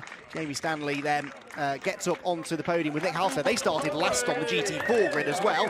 Then you've got Chris Salkeld, who shares second place with Andrew Gordon-Colebrook once again. I think I'm right in saying they haven't won a race. No, it's their second place finish of the year, but it's the second first place finish for their teammates. And Gus Burton and Will Burns very, very happy with that, and that will give them now a fairly convincing championship lead again, because their nearest rivals, Stella Motorsport, retired with some unknown mechanical issue early in the race. So doubly good news for Century. Yeah, definitely. And a very premature spray from Jamie Stanley there. I haven't actually done the trophies yet, so carnage ensues. It's quite a fitting way for this race, right? There's just carnage everywhere and everyone's crashing out and having a good time, relatively. Well, yes. Define good time. The highs and lows of motorsport, we've seen it all today, haven't we? Over the last 2 hours, and there you go. That's one last congratulations to your teammate for a good job, well done. One more podium to get through then, that's GT4 Pro-Am. I'm not convinced we had 3 finishers in GT4 Pro. Oh, we did just about have 3 finishers in GT4 Pro-Am, because it will be third place in class for the Car Gods with Sicily Motorsport pairing of Dave Whitmore and Jake Giddings. Then Jamie Stanley gets back up onto the podium with Nick Halstead, making the transition from front-wheel drive to rear-wheel drive this year, and getting a pair of podiums here pretty early in his debut GT racing season. But then it is a win this time for Andrew Gordon-Colebrook and Chris Salkeld. They win the GT4 Pro-Am category after 2 hours of tough competition here at Donington Park. And the car sponsored by Ainsley Harriott, Harriot's Chariot as they like to call it. I believe Ainsley was planning on attending most of the races this year. I don't know whether he's here celebrating with the team, but yeah, that's one of the more unique sponsors I've seen in British GT history. Yeah, I guess when they cook the brakes, they blame him or send it to him and he readies it up. I don't know. That is a strange link, but anyone that sponsors motorsport's a friend of mine, so absolutely. Go buy Ainsley Harriot's latest cookbook or something. When Ainsley wasn't here at Brands, they were giving out some Ainsley Harriott branded couscous of all things in the garage, so he was here in spirit, if not in person. Well, that was quite the 2 hours of racing. Now this is, hey, I got it right. My maths teacher would be proud. Joint championship leaders, Ian Logie and Yelmer Berman, with Andrew Howard and Johnny Adam. Ballard and Mitchell are third, joint third, with Richard Neary and Sam Neary. And look at that, that's only 15 points in it, between 15 points covering 4 teams. That is incredible. And we are now marching towards the halfway point of the season. Linda Machitsky, who were leading the championship, arriving here at Donington, well, they have the other end of the stick, don't they? They are 5th place and nearly 20 points off the top now, with Igo and Keane after their non-finish 6th, Lewis and Stuart Proctor 7th, and Nick Jones and Scott Malvern will be 8th in the GT3 championship. So goes to show how quickly things can change. I believe we've got the GT4 points as well. Here they are, and it's a slightly more convincing lead for, well, both of the Century Motorsport cars really. 57, Gus Burton and Will Burns lead the way from Andrew Gordon-Colebrook and Chris Salkeld in the 9 car, with Richard Williams and Senan Fielding only dropping 1 place in the championship. But Joe, they're a lot further off the top now than they were 2 hours ago. Yeah, I mean, those guys, Richard Williams, Senan Fielding and below, really need a season of 2 halves, don't they? They need to have the season that Century have had up to this point. That is a commanding lead, and again, just an illustration of what a good job all 4 of those Century drivers are doing. The team and BMW Motorsport have done with that new GT4 car. Yeah, and a shame for Topham and Burke as well, because they, having won at Silverstone, were very much in contention despite having missed the season opener at Brands Hatch. Right, there was an awful lot that happened over the last 2 and a bit hours. Let's remind ourselves of some of it then with highlights of the race. Well, at the start of the race, we got off with a bang, quite literally. A good start made by Nick Jones from 4th in the Porsche, saw him challenging for 2nd into Redgate Corner. It was a challenge, though, that would go completely wrong. He dived up the inside of Michael Igoe, and as they disappeared from shot, there was contact. Igoe spun, and the luckless Leo Machitsky clattered into the side of him, wrecking the front of the Barwell Motorsport Lamborghini. The safety car came out, Ian Loggy had the lead, and Richard Neary had come from 10th on the grid to 2nd within the first corner. Now, the next safety car was caused by some shenanigans in GT4. Matt Topham was struggling, getting elbowed onto the grass going out of the old hairpin, and half a lap later there was a multi-car GT4 shunt that took out a number of contenders, including that 27 Aston Martin that had won last time at Silverstone.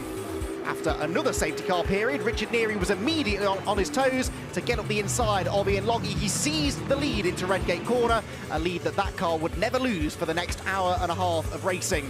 It was a bit of a struggle in the early stages, though, for the Bentley of Kelvin Fletcher, whilst in GT4 another unnecessary bit of contact really took out another 3 quick cars as the Toyota made contact with the number 4 McLaren, and the luckless Will Moore in the Ford Mustang got involved as well. Kelvin Fletcher was really doing his best to keep Adam Ballon behind. Time and time and time again, Ballon got alongside. Finally, towards the end of his stint, he got through, coming through the final hairpin.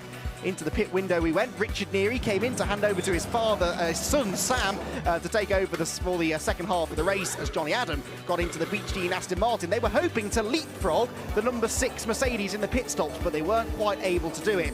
In GT4, the 57 BMW had a big lead and retained it after the pit stops, whilst Martin Plowman jumped into a Bentley that still wasn't handling right through the slow corners and had a fired-up Marcus Clutton on his tail.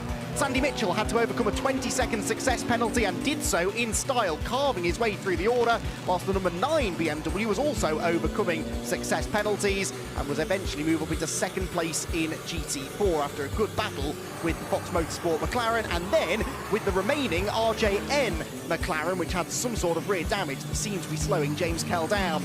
The big battle throughout the second half of the race, though, was the one before 3rd place between Johnny Adam, Marcus Clutton and Sandy Mitchell. Off went Jake Giddings at Redgate, but he still rejoined and managed to salvage a good result for Sicily Motorsport. Clutton was defending from Mitchell robustly, but fairly, I think. Mitchell getting on the grass at one point, but none of this mattered to the race winners. Sam and Richard Neary become the first ever father and son combo to win a round of the Intelligent Money British GT Championship, and after the torrid season they've had so far, that was a real feel-good story. GT4 was another 1-2 for Century Motorsport, their 2nd of the year.